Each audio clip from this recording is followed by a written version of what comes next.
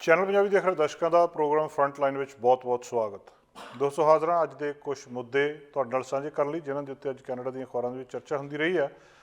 Covid ਦੇ cases ਘਟ ਰਹੇ ਓਵਰਆਲ, ਪਰ ਅੰਟਾਰੀਓ ਦੇ ਵਿੱਚ ਕੇਸਿਸ ਵਧਣੇ ਸ਼ੁਰੂ ਹੋ ਗਏ ਆ ਤੇ ਹੁਣ ਗੱਲਬਾਤ ਚੱਲ ਰਹੀ ਆ ਵੀ 6ਵੀਂ ਲਹਿਰ 6th ਵੇਵ ਕੋਵਿਡ ਦੀ ਆ ਸਕਦੀ ਆ।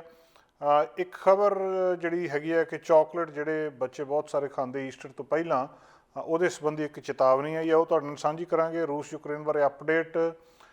ਚੀਨ ਦੇ ਵਿੱਚ ਸ਼ੰਘਾਈ ਦੇ ਵਿੱਚ ਜਿਹੜਾ ਲੋਕਡਾਊਨ ਲੱਗਿਆ ਉੱਥੇ ਦੀ ਕੀ ਹਾਲਤ ਆ, ਲੋਕਾਂ ਨੂੰ ਭੋਜਨ ਨਹੀਂ ਮਿਲ ਰਿਹਾ। ਇਸ ਵੇਲੇ ਜਦੋਂ ਇੱਕ ਪਾਸੇ ਯੁੱਧ ਲੱਗਾ ਹੈ ਤੇ ਦੂਜੇ ਪਾਸੇ ਨਾਰਥ ਕੋਰੀਆ ਨਿਊਕਲੀਅਰ ਟੈਸਟ ਕਰ ਰਿਹਾ, ਆਪਣੇ ਹਥਿਆਰਾਂ ਨੂੰ ਟੈਸਟ ਕਰ ਰਿਹਾ। ਆਉਣ ਵਾਲੇ ਦਿਨਾਂ ਦੇ ਵਿੱਚ ਇਹ ਟੈਸਟ ਕਰ ਸਕਦਾ ਆ। ਟੋਰਾਂਟੋ ਦੇ ਵਿੱਚ ਡੋਲਰਾਮਾ ਦਾ ਇੱਕ ਸਖਤ ਫੈਸਲਾ ਹੈ ਜਿਹਦਾ ਪ੍ਰਭਾਵ 2 ਸਕੂਲਾਂ ਦੇ ਉੱਤੇ ਸਿੱਧਾ ਪਿਆ। ਤੇ ਆਖਰ ਦੇ ਵਿੱਚ ਇੱਕ ਗੱਲਬਾਤ ਕਰਨੀ ਹੈ ਕਿ ਓਮੀਕਰੋਨ ਤੇ ਆਮ ਜ਼ੁਕਾਮ ਦੇ ਵਿੱਚ ਕੀ ਫਰਕ ਆ। ਲੋਕਾਂ ਨੂੰ ਹੁਣ ਫਲੂ ਵੀ ਹੋ ਰਿਹਾ ਤੇ ਓਮੀਕਰੋਨ ਵੀ ਹੋ ਰਿਹਾ, ਗੱਲ ਬਹੁਤੀ ਸਮਝ ਨਹੀਂ ਆ ਰਹੀ, ਉਹਦੇ ਬਾਰੇ ਗੱਲਬਾਤ ਕਰਾਂਗੇ। ਤੇ ਪ੍ਰੋਗਰਾਮ ਦੇ ਆਖਰ ਵਿੱਚ ਲੇਖਕ ਬਖਸ਼ਿੰਦਰ ਦੀ ਕਿਤਾਬ ਪੱਤਰਕਾਰੀ ਕੇ ਤਰਕਾਰੀ, ਇਹਦੇ ਉੱਤੇ ਬਖਸ਼ਿੰਦਰ ਜੀ ਦੇ ਨਾਲ ਗੱਲਬਾਤ ਕਰਾਂਗੇ। ਪੱਤਰਕਾਰੀ ਸੰਬੰਧੀ ਕੁਝ ਬਹੁਤ ਮਹੱਤਵਪੂਰਨ ਗੱਲਾਂ ਬਾਤਾਂ ਉਹਨਾਂ ਨਾਲ ਸਾਂਝੀਆਂ ਕਰਨੀਆਂ। ਪਹਿਲੀ ਖਬਰ ਅੰਟੈਰੀਓ ਤੋਂ ਆ। ਅੰਟੈਰੀਓ ਦੇ ਵਿੱਚ ਹੌਸਪੀਟਲਾਈਜੇਸ਼ਨ ਵਧਣੀ ਸ਼ੁਰੂ ਹੋ ਗਈ ਹੈ ਫੇਰ। ਲਗਭਗ ਹੁਣ ਕੋਵਿਡ ਆਪਣੇ ਆਖਰੀ ਸਾਹਾਂ 'ਤੇ ਆ ਜਾ ਚੁੱਕਿਆ, ਜ਼ਿਆਦਾ ਸਮਾਂ ਹੋ ਗਿਆ ਇਹਨੂੰ, ਪਰ ਹੁਣ 6th ਵੇਵ ਇਹਦੀ ਕਹੀ ਜਾ ਰਹੀ ਹੈ, 6ਵੀਂ ਵੇਵ ਕੋਵਿਡ-19 ਦੀ। ਜਦੋਂ ਕੋਵਿਡ-19 ਸ਼ੁਰੂ ਹੋਇਆ ਸੀ ਉਦੋਂ ਤੋਂ ਡਾਕਟਰਾਂ ਨੇ ਕਹਿਣਾ ਸ਼ੁਰੂ ਕਰ ਦਿੱਤਾ ਸੀ ਕਿ ਇਹਦੀਆਂ ਜਿਹੜੀਆਂ ਕੁਛ ਕੁ ਵੇਵਸ ਹੋਣਗੀਆਂ, ਵੱਧ ਜੂਗਾ ਘੱਟ ਜੂਗਾ, ਫਿਰ ਵੱਧ ਜੂਗਾ ਫਿਰ ਘੱਟ ਜੂਗਾ, ਕੋਈ ਵੇਵ ਸਟਰੋਂਗ ਹੋਊਗੀ ਕੋਈ ਵੀਕ ਹੋਊਗੀ। ਅਤੇ ਇੱਦਾਂ ਕਰਦੇ ਕਰਦੇ 5 ਵੇਵਸ ਕੈਨੇਡਾ ਦੇ ਵਿੱਚ ਲੰਘ ਗਈਆਂ ਅਤੇ ਹੁਣ 6ਵੀਂ ਵੇਵ ਆ। 6ਵੀਂ ਵੇਵ ਦਾ ਰੂਪ ਕੀ ਹੋਊਗਾ, ਬਹੁਤੇ ਵਿਗਿਆਨੀਆਂ ਦੀ ਅਤੇ ਡਾਕਟਰਾਂ ਦੀ ਇਹੀ ਸੰਭਾਵਨਾ ਹੈ, ਇਹੀ ਉਹਨਾਂ ਦਾ ਕਹਿਣਾ ਹੈ ਕਿ ਬਹੁਤੇ ਜ਼ਿਆਦਾ ਕੇਸਿਸ ਨਹੀਂ ਹੋਣੇ। ਇਹ ਹੁਣ ਆਪਣੇ ਆਖਰੀ ਦਮ ਦੇ ਉੱਤੇ ਹੈਗਾ ਅਤੇ ਇਹਨੇ ਹੌਲੀ ਹੌਲੀ ਖਤਮ ਹੋ ਜਾਣਾ। ਪਰ ਅੰਟੈਰੀਓ ਦੇ ਵਿੱਚ ਜਿਹੜੇ ਵੱਧ ਰਹੇ ਕੇਸ ਆ ਉਹ ਕੁਛ ਹੋਰ ਸੰਕੇਤ ਦੇ ਰਹੇ ਆ। ਕੇਸ ਵੱਧ ਰਿਹਾ, ਡਾਕਟਰ ਬੇਨਤੀ ਕਰ ਰਿਹਾ ਵੀ ਜਿਹੜੀਆਂ ਰੈਸਟ੍ਰਿਕਸ਼ਨ ਚੱਕੀਆਂ ਇਹਨਾਂ ਨੂੰ ਦੁਬਾਰਾ ਲਾਓ, ਦੁਬਾਰਾ ਫਿਰ ਮਾਸਕ ਪਾਉਣੇ ਸ਼ੁਰੂ ਕਰੋ, ਨਹੀਂ ਤਾਂ ਗੱਲ ਜ਼ਿਆਦਾ ਖਰਾਬ ਹੋ ਜੂਗੀ। ਜਿਹੜੀ ਅੰਟੈਰੀਓ ਸਰਕਾਰ ਦਾ ਜੇਕਰ ਡਾਟਾ ਦੇਖਿਆ ਜਾਵੇ ਅੱਜ ਵੀਰਵਾਰ ਦਾ, ਤਾਂ 1126 ਪੇਸ਼ੈਂਟ ਜਿਹੜੇ ਆ ਹੌਸਪੀਟਲ ਦੇ ਵਿੱਚ ਨੇ ਪੂਰੇ ਪ੍ਰੋਵਿੰਸ ਦੇ ਵਿੱਚ ਕੋਵਿਡ-19 ਦੇ ਨਾਲ, ਜਿਹੜੇ ਕਿ 1074 ਸੀਗੇ ਇੱਕ ਦਿਨ ਪਹਿਲਾਂ, ਹੁਣ 1074 ਤੋਂ 1126 ਵਧਣੇ ਸ਼ੁਰੂ ਹੋ ਗਏ ਆ। ਇਸੇ ਤਰ੍ਹਾਂ 159 ਲੋਕ ਜਿਹੜੇ ਇੰਟੈਂਸਿਵ ਕੇਅਰ ਯੂਨਿਟ ਦੇ ਵਿੱਚ ਆ ਇਹ ਘਟ ਗਏ ਨੇ। ਪਹਿਲਾਂ 168 ਸੀਗੇ ਬੁੱਧਵਾਰ ਨੂੰ, ਅੱਜ 159 ਆ। ਇਸੇ ਤਰ੍ਹਾਂ ਜਿਹੜੀ ICU ਦੇ ਵਿੱਚ ਆ ਉਹਨਾਂ ਬਾਰੇ ਗੱਲਬਾਤ ਹੋ ਰਹੀ ਹੈ। ਅਫੀਸ਼ੀਅਲ ਦੱਸ ਰਹੇ ਆ ਕਿ 16 ਹੋਰ ਮੌਤਾਂ ਹੋਈਆਂ ਉੱਥੇ, ਅਤੇ ਟੋਟਲ ਜਿਹੜਾ ਨੰਬਰ ਆ ਉਹ 12,527 ਇਸ ਵੇਲੇ ontario ਦੇ ਵਿੱਚ ਹੋ ਚੁੱਕਿਆ ਆ। ਜਿਹੜੇ 4224 ਨਵੇਂ ਲੈਬ ਕਨਫਰਮਡ ਕੇਸਿਸ ਵੀ ਕੋਵਿਡ-19 ਦੇ ਅੱਜ ਵੀਰਵਾਰ ਨੂੰ ਸਾਹਮਣੇ ਆਏ ਆ। ਅਤੇ ਜਿਹੜਾ ਕਿਊਮੂਲੇਟਿਵ ਟੋਟਲ ਆ ਫਿਰ ਲੈਬ ਕਨਫਰਮਡ ਕੇਸਿਸ ਦਾ, ਇਹ ਵੀ ਅੱਗੇ ਨਾਲੋਂ ਜਿਹੜਾ ਵੱਧ ਗਿਆ।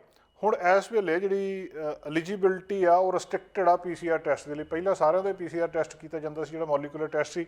ਹੁਣ ਜਦੋਂ ਕੋਵਿਡ-19 ਦੀਆਂ ਪਾਬੰਦੀਆਂ ਹਟ ਗਈਆਂ, ਇਹ ਟੈਸਟ ਰੈਸਟ੍ਰਿਕਟ ਕਰ ਦਿੱਤਾ ਸੀ ਕੁਛ ਲੋਕਾਂ ਦੇ ਲਈ ਕਿ ਜਿਹੜਾ ਇਹਦੇ ਨਾਲ ਵੀ ਟੋਟਲ ਜਿਹੜੇ ਨੰਬਰ ਆਫ ਕੇਸਿਸ ਆ ਉਹਦੇ ਉੱਤੇ ਵੀ ਫਰਕ ਪੈ ਰਿਹਾ। ਅੰਟਾਰੀਓ ਸਾਇੰਸ ਟੇਬਲ ਦੇ ਹੈੱਡ ਇਹ ਇੰਡੀਕੇਟ ਕਰ ਰਹੇ ਆ ਬੁੱਧਵਾਰ ਨੂੰ ਕਿ ਜਿਹੜਾ ਇਹ ਡਾਟਾ ਆ ਇਹ ਦੱਸਦਾ ਆ ਕਿ ਕੋਵਿਡ-19 ਦੇ ਕੇਸਿਸ 1 ਲੱਖ ਨਵਾਂ ਕੇਸ ਪਰ ਡੇ ਹੋ ਸਕਦਾ ਆ। ਹੁਣ ਇਹ ਜਿਹੜੇ ਮਾਡਲਿੰਗ ਦਿੱਤੀ ਜਾ ਰਹੀ ਆ ਇਸ ਵੇਲੇ, ਜਿਹੜੇ 60 ਸਾਲ ਤੋਂ ਉੱਪਰ ਲੋਕ ਨੇ ਉੱਥੇ ਉਹ ਚੌਥੇ ਸ਼ਾਟ ਦੇ ਐਲੀਜੀਬਲ ਨੇ ontario ਦੇ ਵਿੱਚ। ਡਾਕਟਰਸ ਇਸ ਵੇਲੇ ਉਹਨਾਂ ਨੇ ਬੋਲਣਾ ਸ਼ੁਰੂ ਕਰ ਦਿੱਤਾ, ਕਹਿਣਾ ਸ਼ੁਰੂ ਕਰ ਦਿੱਤਾ ontario ਦੀ ਫੋਰਡ ਸਰਕਾਰ ਨੂੰ ਕਿ ਕੋਈ ਸਟ੍ਰੈਟਜੀ ਬਣਾਈ ਜਾਵੇ, ਪਬਲਿਕ ਹੈਲਥ ਮੈਜਰਸ ਜਿਹੜੇ ਰੀਇਨਫੋਰਸ ਕੀਤੇ ਜਾਣ, ਦੁਬਾਰਾ ਪਾਬੰਦੀਆਂ ਲਾ ਦਿੱਤੀਆਂ ਜਾਣ ਤਾਂ ਕਿ 6ਵੀਂ ਜਿਹੜੀ ਵੇਵ ਹਿੱਟ ਕਰ ਰਹੀ ਆ ਪ੍ਰੋਵਿੰਸ ਨੂੰ ਉਹ ਬਹੁਤ ਜ਼ਿਆਦਾ ਨਾ ਹੋਵੇ ਅਤੇ ਉਹਦੇ ਕੋਲੋਂ ਬਚਾਅ ਹੋ ਜਾਵੇ। ਸਮਾਂ ਇਸ ਵੇਲੇ ਇਸ ਤਰ੍ਹਾਂ ਦਾ ਆਲੇ ਦੁਆਲੇ ਕਿ ਜਿਹੜੇ ਲੋਕ ਆ ਉਹ ਬਾਹਰ ਨਿਕਲ ਰਹੇ ਆ। ਅਪਡੇਟਸ ਪ੍ਰੋਵਿੰਸ਼ੀਅਲ ਸਰਕਾਰ ਵੱਲੋਂ ਅਫੀਸ਼ੀਅਲ ਵੱਲੋਂ ਆ ਰਹੀਆਂ। ਇਸੇ ਤਰ੍ਹਾਂ chief medical officer of health ਉੱਥੇ ਦੇ ਡਾਕਟਰ ਕਰੀਨ ਮੋਰ, ਉਹਨਾਂ ਨੇ ਜਿਹੜਾ ontario ਦੇ ਟਾਪ ਡਾਕਟਰਸ ਇਹ ਇਸ ਵੇਲੇ ਜਿਹੜੇ ਉਹ ਉਸ ਤਰੀਕੇ ਦੇ ਨਾਲ ਰੋਜ਼ ਨਹੀਂ ਦੱਸ ਰਹੇ, ਕਿਉਂਕਿ ਜਿੱਦਾਂ ਕੇਸ ਘਟ ਰਹੇ ਆ। ਇਹ ਸਾਰੀਆਂ ਚੀਜ਼ਾਂ ਕਿਤੇ ਨਾ ਕਿਤੇ ਇਸ ਚੀਜ਼ ਦੇ ਲਈ ਹੋ ਸਕਦੀਆਂ ਹੈ ਕਿ ਕੇਸਿਸ ਦੁਬਾਰਾ ਵਧਣੇ ਸ਼ੁਰੂ ਹੋ ਜਾਣ।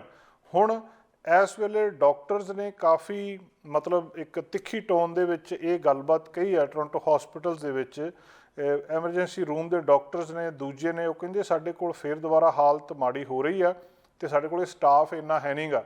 ਕੋਵਿਡ ਰਿਲੇਟਡ ਜਿਹੜੇ ਕੇਸਿਸ ਆ ਉਹ ਦੁਬਾਰਾ ਵਧਣੇ ਸ਼ੁਰੂ ਹੋ ਗਏ ਆ। ਅਤੇ ਜਿਹੜੇ ਹਾਈਪਰ ਸੈਂਸਿਟਿਵ ਐਮਰਜੈਂਸੀਜ਼ ਹੈਗੀਆਂ ਪਿਛਲੇ ਸਾਲ ਜਿਸ ਤਰੀਕੇ ਦੇ ਨਾਲ ਦੇਖੀਆਂ ਉਹਦੇ ਤੋਂ ਡਾਕਟਰ ਡਰ ਰਹੇ ਆ।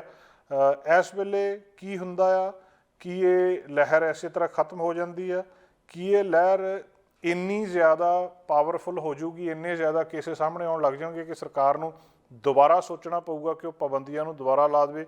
ਇਹ ਗੱਲਬਾਤ ਸਮਾਂ ਦੱਸੂਗਾ, ਪਰ ਉੱਥੋਂ ਦੇ ਡਾਕਟਰਸ ਨੇ ਆਪਣਾ ਕੰਸਰਨ ਸ਼ੋਅ ਕਰਨਾ ਸ਼ੁਰੂ ਕਰ ਦਿੱਤਾ। ਉਹਨਾਂ ਨੇ ਦੱਸਣਾ ਸ਼ੁਰੂ ਕਰ ਦਿੱਤਾ ਕਿ ਹਾਲਤ ਕੋਈ ਬਹੁਤੀ ਚੰਗੀ ਨਹੀਂ ਆ, ਇਹਨੂੰ ਕਿਸੇ ਨਾ ਕਿਸੇ ਤਰ੍ਹਾਂ ਜਿਹੜੀ ਪ੍ਰੋਵਿੰਸ ਦੀ ਸਰਕਾਰ ਨੂੰ ਚਾਹੀਦਾ ਹੈ ਕਿ ਉਹਨਾਂ ਪਾਬੰਦੀਆਂ ਬਾਰੇ ਮੁੜ ਕੇ ਸੋਚੇ, ਕਿਉਂਕਿ ਕੇਸਿਸ ਜਿਹੜੇ ਆ ਉਹ ਲਗਾਤਾਰ ਵੱਧ ਰਹੇ ਆ। ਚੌਥੀ 4th ਕੋਵਿਡ-19 ਵੈਕਸੀਨ ਡੋਜ਼ ਦੇ ਲਈ ਬਹੁਤ ਸਾਰੇ ਲੋਕ ਐਲੀਜੀਬਲ ਹੋ ਚੁੱਕੇ ਆ, ਪਰ ਇਹ ਵੱਧਦੇ ਕੇਸਿਸ ਇਸ ਵੇਲੇ ਚਿੰਤਾ ਪੈਦਾ ਕਰ ਰਹੇ ਆ 6th ਵੇਵ ਨੂੰ ਲੈ ਕੇ, ਖਾਸ ਕਰ ਓਨਟਾਰੀਓ ਦੇ ਵਿੱਚ। ਇੱਕ ਖਬਰ ਡੋਲਾਰਾਮਾ ਨਾਲ ਸੰਬੰਧਿਤ ਆ। ਇੱਕ 2 ਟੋਰਾਂਟੋ ਦੇ ਸਕੂਲ ਨੇ, ਉਹਨਾਂ ਨੂੰ ਬੈਨ ਕਰ ਦਿੱਤਾ ਗਿਆ ਟੋਟਲ, ਜਿਹੜੀ ਇਹ 2 ਸਕੂਲਾਂ ਨੂੰ ਡੋਲਾਰਾਮਾ ਲੋਕੇਸ਼ਨ ਦੇ ਉੱਤੇ, ਕਿਉਂਕਿ ਬਹੁਤ ਕੁਝ ਉੱਥੇ ਡਿਸਟਰਪਟਿਵ ਇਨਸੀਡੈਂਟ ਹੋਏ ਆ। ਕੁਛ ਇਸ ਤਰ੍ਹਾਂ ਦੀਆਂ ਘਟਨਾਵਾਂ ਵਾਪਰੀਆਂ ਜਿਹਦੇ ਕਰਕੇ ਸਟੋਰ ਵਾਲਿਆਂ ਨੂੰ ਕਹਿਣਾ ਪਿਆ ਵੀ ਆਹ 2 ਸਕੂਲਾਂ ਤੋਂ ਕੋਈ ਵੀ ਜਿਹੜਾ ਆ ਉਹ ਡੋਲਾਰਾਮਾ ਦੇ ਵਿੱਚ ਨਹੀਂ ਆ ਸਕਦਾ, ਸਮਾਨ ਨਹੀਂ ਖਰੀਦ ਸਕਦਾ ਜਾਂ ਇੱਧਰਲੇ ਪਾਸੇ ਨਹੀਂ ਆ ਸਕਦੇ।